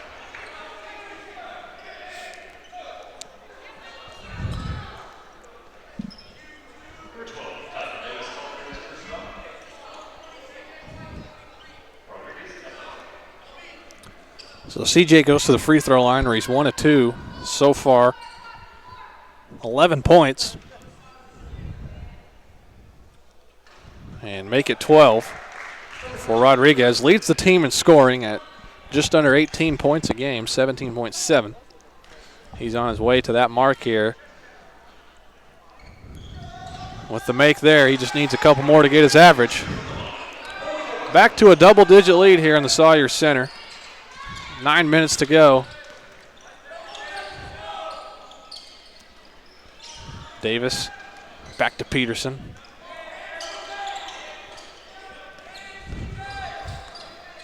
Davis.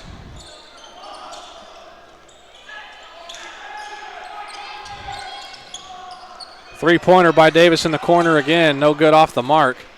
Quaylon Newton with the rebound. Back the other way, and there's going to be a foul inside on the pass to White.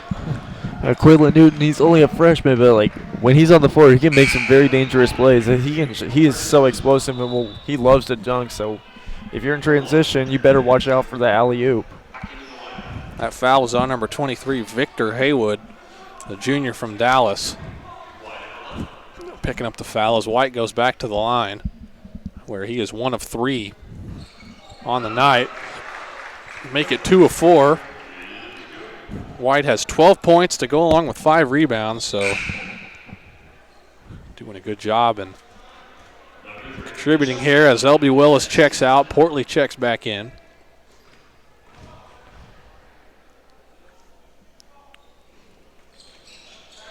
Two for C.J. White, and SNU's got its largest lead of the ball game here, 12, with 8.5 to go. And the ball's going to be tipped out of play, and we'll stay with Monticello.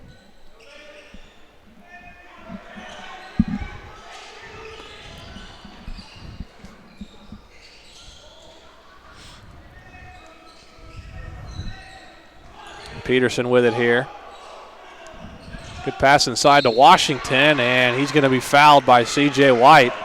He gets the bucket to go.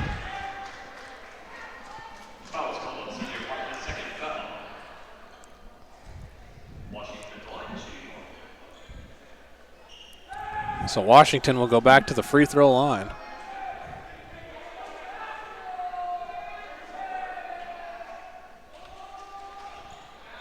Off on the free throw there. So it remains a 10-point lead for SNU.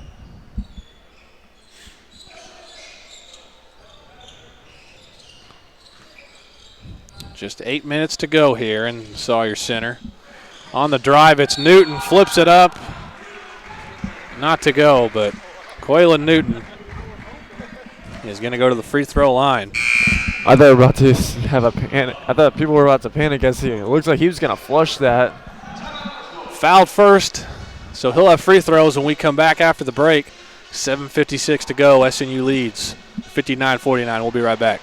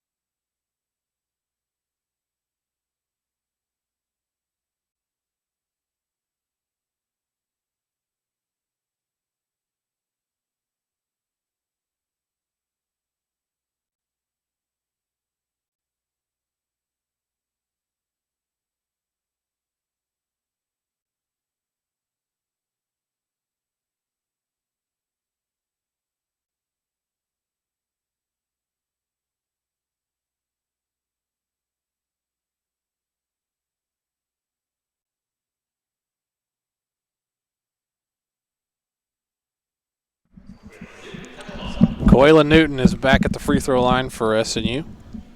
Looking to extend this lead, and he converts on the first one. 60-49.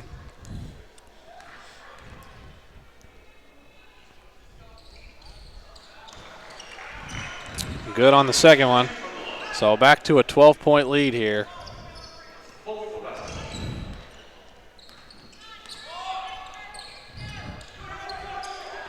Bowie was looking to make something happen here. Benedict to Peterson, who tries another three, no good. Strong rebound by Newton. Monticello fans wanting over the back. Cross-court pass to Huckel, who tries a three. Just off, but C.J. White with the tip back. C.J. White having himself a game. He's been pretty solid players for SNU since his first game here. He had his season high 17 points against Lynn when they played down in Florida over the break, and he's up to 15 points now, so he may have a new season high before the night's over as SNU leads by 14.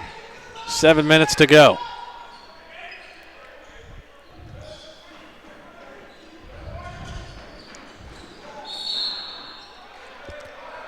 Foul on to Sean Portley there on the drive by Benedict. 9th team foul, so that means Benedict will be at the free throw line for the first time this evening.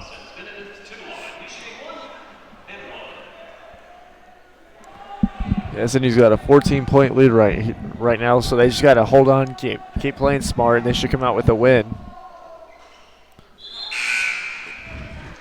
Good on the first as L.B. Willis checks in for Coylin Newton.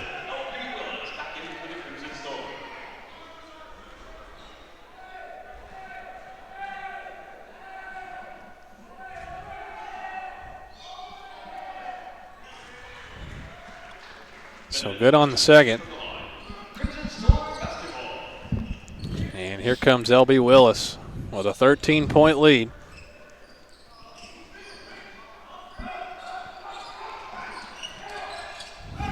Willis to the corner to Rodriguez, who tries a three, and it's good. C.J. Rodriguez, 3 for 6 from three-point range. Back up to 15. Pass inside to Arnick. Oh, and what a unusual play that is, as Portley just kind of flipped over Arnick on the floor there.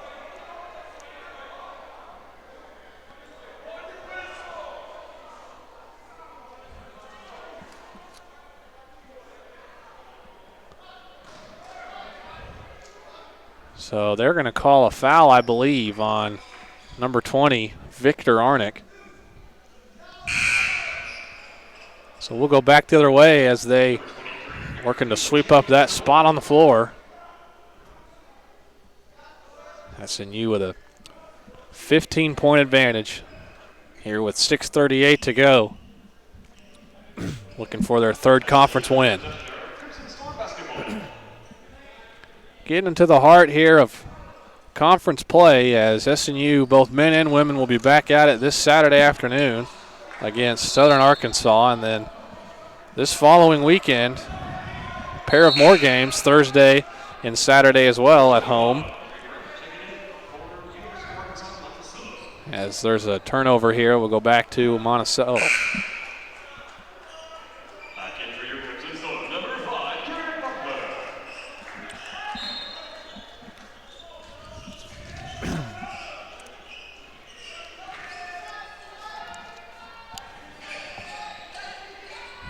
So a 15-point lead here. Closes in on 6 minutes. Peterson with it, very nearly loses it. Peterson still looking for his first bucket here of the second half. They're scoring 14 in the first. They have shut him down here in the second. And on the drive, Peterson flips it up, does not get the roll. Huckel with his 6th rebound. And back the other way, it's another turnover for SNU. Their 6th of the second half, 13th total.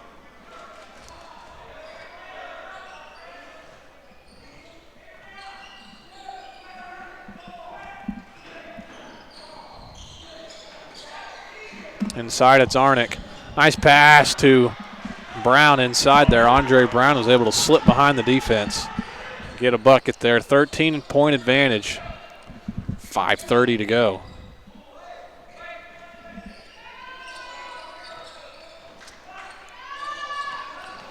On the drive, C.J. Rodriguez. The hoop plus the harm. And there's your 17 points that C.J. Rodriguez averages. He's up to 18 now, and he's got a chance for 19 at the free throw line. So C.J. in his second season here as a member of this Crimson Storm team, and he's really been a help on both sides of the ball.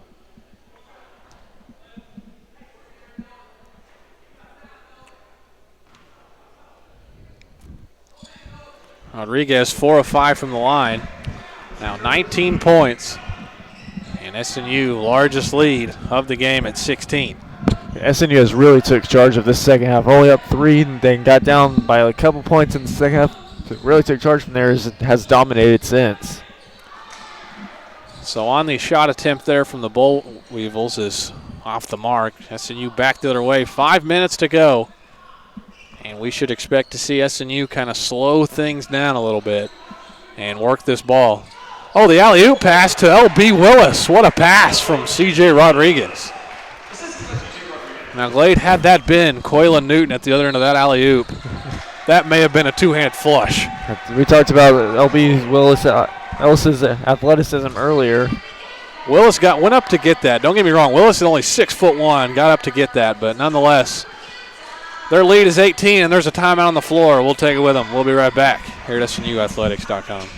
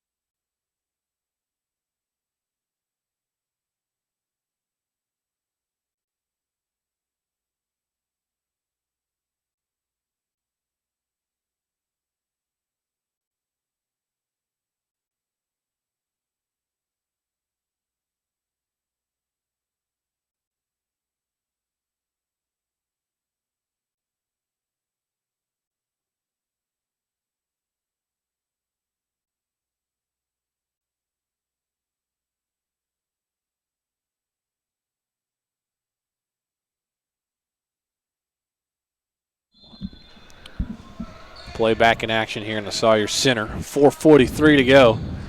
SNU with an 8-point lead out of the timeout. It's Benedis spinning to his left, but tipped up and in by Brown. So the lead is 16 here with 4:30 to go. SNU trying to close it out here. Willis to Butler to Huckel. Back inside to Starkey.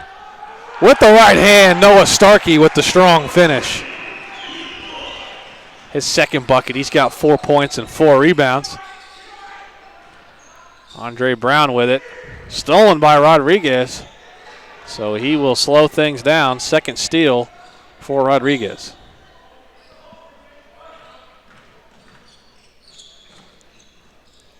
Running that play again to Starkey, but Huckel throws it away. 14th turnover. And back the other way, it's Benedict, who is fouled on the shot, and he converts it, so he'll have a free throw, and that leads us to our final media timeout of the ballgame. 3:48, SNU leads 73-57. We'll be right back at SNUathletics.com.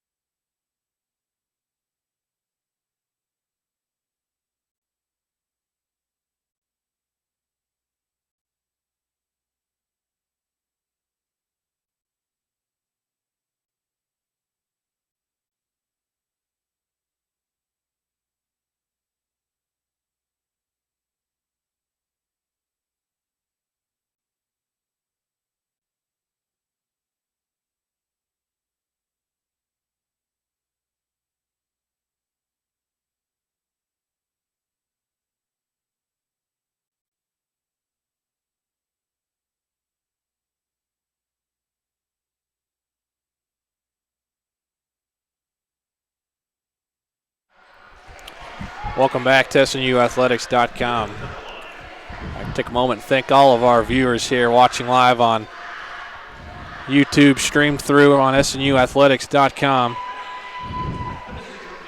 As SNU leading by 15 here. Full court pressure from the Boll Weevils is handled. Well, we thought it was handled as the ball goes out of bounds off of Rodriguez. So Monticello very well not out of this ball game yet, Glade. They convert a couple of buckets and stops, and they're right back in it. They're really bringing a lot of pressure. Like as you saw SNU turn it over right there, they're gonna really bring that pressure. So they gotta have a lot of help to break that press. Lead is 15 as Benedict has it here. Jeffries gonna take a three, top of the key, no good. Rebound by D'Artagnan Meggs, his third.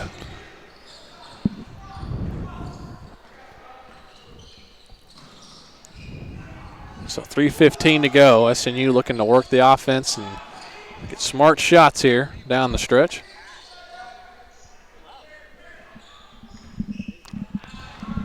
Shot clock down to 8.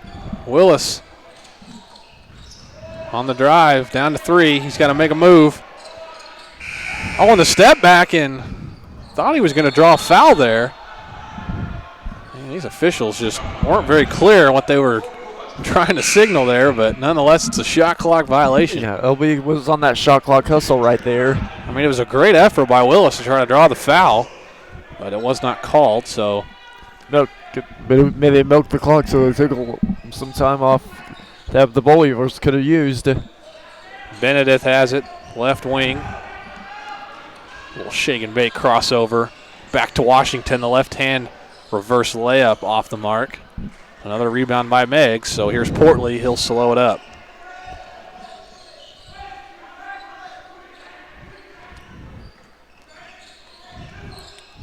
On the drive, Willis. And they go ahead and call an offensive foul on LB Willis, who drove in there, and I believe it was Andre Brown who stood there and took the hit. Willis' second foul. They're going to take a moment here to sweep up once again the sweat. Take a moment to give you an update on the GAC standings for the men's side. We already did it for the women. Southwestern Oklahoma State at the top at 4-0, and we got a three-way tie for second between Arkansas Tech, East Central, and Harding. And then a host of others at 2-2. Southeastern Oklahoma State, Ouachita, and your SNU, Crimson Storm, and then bottom 5 at 1-3, including Monticello here, as Willis is going to be fouled over on the right side. No, excuse me, it was not Willis. Willis committed the foul. Benedict has it here, 2:10 to go. On the drive, flipped up, no good. D'Artagnan Meggs, another strong rebound. He's up to 5. So 2 minutes to go. And it looks very much like if SNU gets a bucket or two here down the stretch, it'll be enough to seal the deal. Drive by Rodriguez. He gets it taken. Another turnover here, so here come the Boll Weevils. Benedict fouled and won. That's the last thing that head coach Adam Bohashin wanted to see. And he immediately sends 2 to the scorer's table.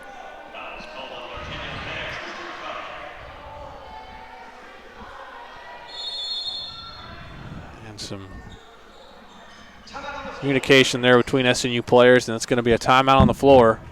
73-60 SNU, minute 34 to go. We'll be back at SNUathletics.com.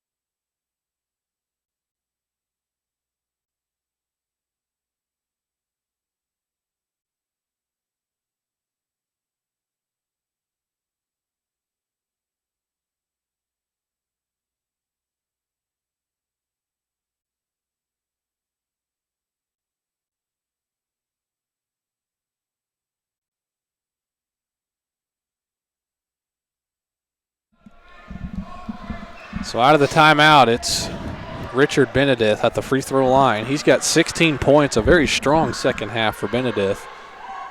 Make it 17 as he cuts the lead to 12 for SNU. Got to find a way to break the press right here. They like to trap.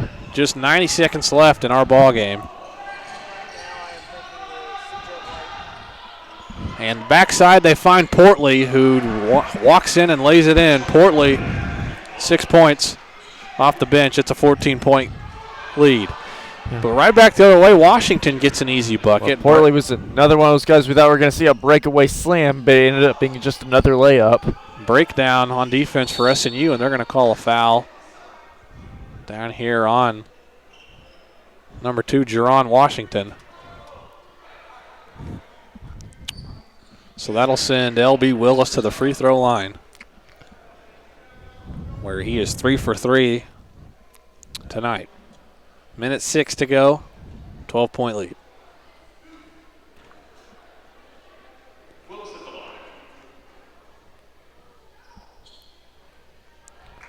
Off on the first as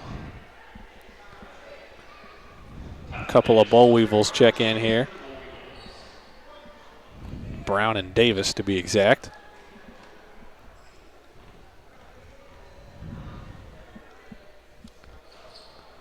Willis misses both as we're down to a minute left here. All you have to do is get a couple stops and take care of the ball, and you should come out with a win. Nice pass inside to Brown and a foul inside as Brown was going up. You know what they say, sometimes the foul is better than the layup. Foul is on L.B. Willis, his third. So Brown goes to the line where he's 0 for 1 tonight. 8 points, though, for Brown, 5 rebounds. Makes the first as some of the SNU students up there have recruited some little guys over there supporting the Crimson Storm basketball team to chip in on some noise.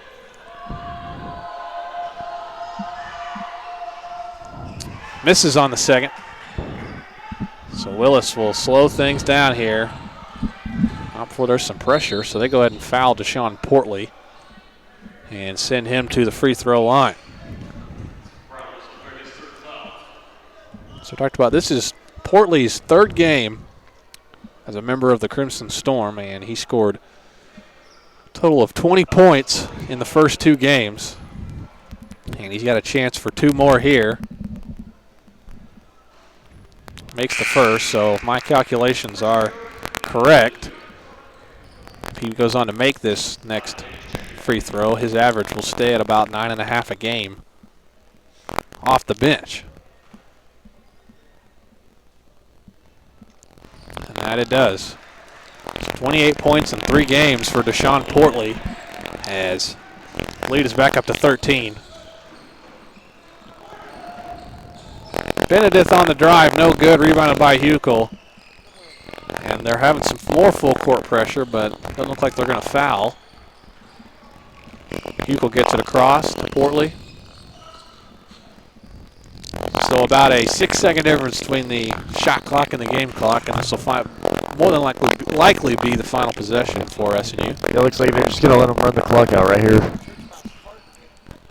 Rodriguez takes a 3-pointer, and why not? C.J. Rodriguez up to 22 points after that made 3-pointer. 4 of 7 from downtown. He has shot the ball tremendously good today. Rodriguez, like I said, coming into the game, 45% from 3-point range. Second on the team behind actually L.B. Willis, who leads the team to 3-point shooting at 48%. One thing about LB is he really improved on his 3-point shooting in the offseason this year.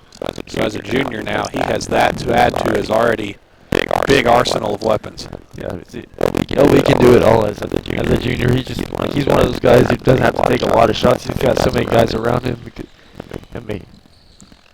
So after the missed shot, SNU corrals the rebound, and this will move SNU to 3-2 in the conference. 4-7 overall on the year. That bumps Monticello to 1-4 in the conference. 3-8 overall.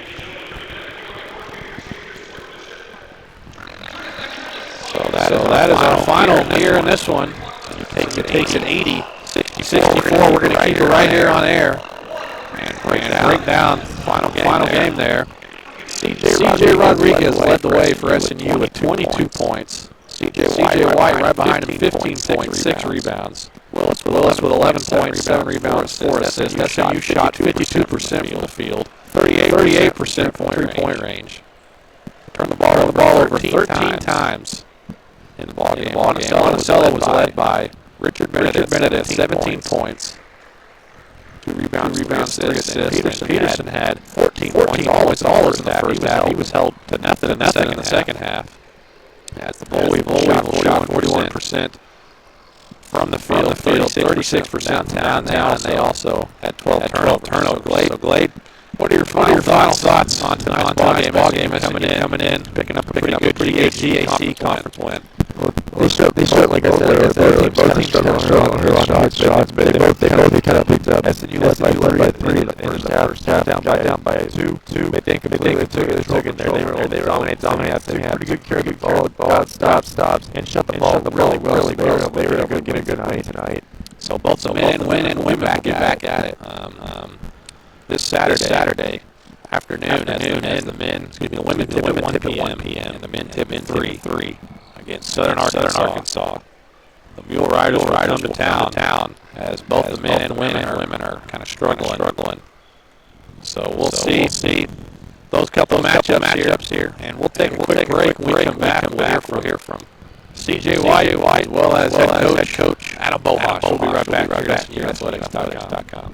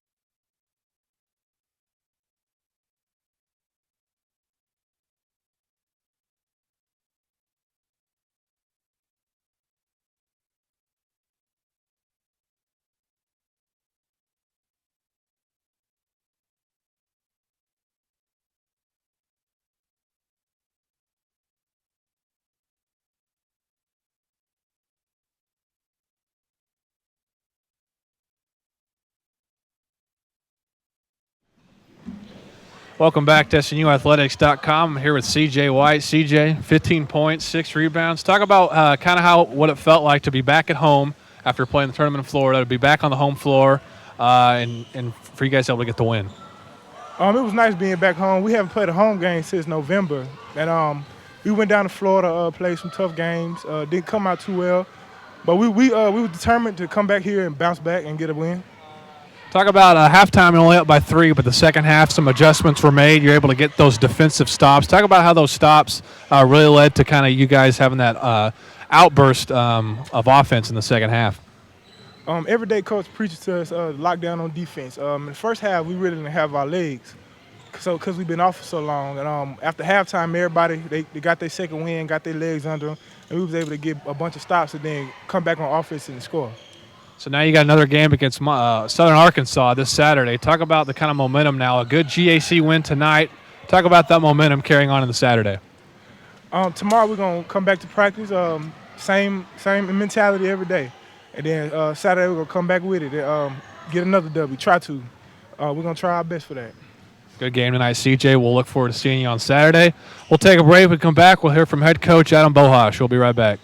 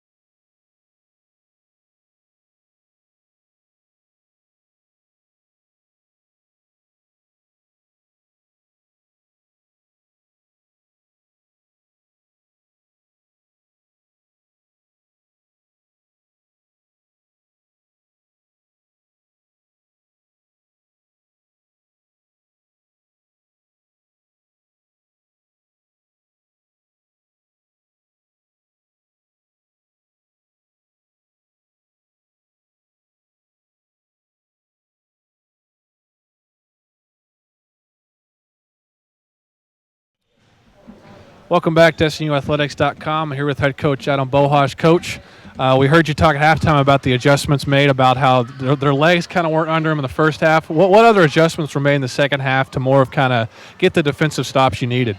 Yeah, I don't know if you could tell anything from the first half. We just didn't play very hard, Tanner. It just kind of first game back, I guess. We'll use that as the excuse. But the second half, I thought we got much more of a rhythm and competed a little bit, and so that was encouraging to see. Talk about Peterson. Jamal Peterson had a very strong first half, 14 points. You guys were able to hold him to 0 in the second half. Kind of talk about maybe a specific player you may have put on him to just kind of get the job done to lock him down. Yeah, I mean, we weren't able to help from him in the second half, and so as a result, Benedict was able to drive it, and they did some good things to kind of exploit us not helping there. But it's kind of pick your poison, and so we did a better job of staying attached to him and chasing him through some screening actions and contesting the couple three-point shots he did attempt. And talk about now the addition of Deshaun Portley, who's back from injury. Talk about now the kind of depth he kind of adds to this already, pretty deep team off the bench. Talk about the kind of depth he brings. Yeah, Deshaun gives us another scorer and another ball handler, and Tanner, I think he's going to be an awesome player. And so he's knocking off some rust from not playing last year, redshirting with us last year, and then having surgery on his foot and having a screw put in his foot, and so he wasn't able to do anything all first semester. And he's just now back where he can practice consecutive days and try to get a little rhythm. And so, I would think here in 3 or 4 more ball games, we'll start to see Deshaun, really exert himself and play even a bigger role for our team. Thanks, Coach. Congrats on the win. Once again, SNU takes it 80-64. They'll be back at it this Saturday against Southern Arkansas. Thank you guys for watching. Have a great night, everybody.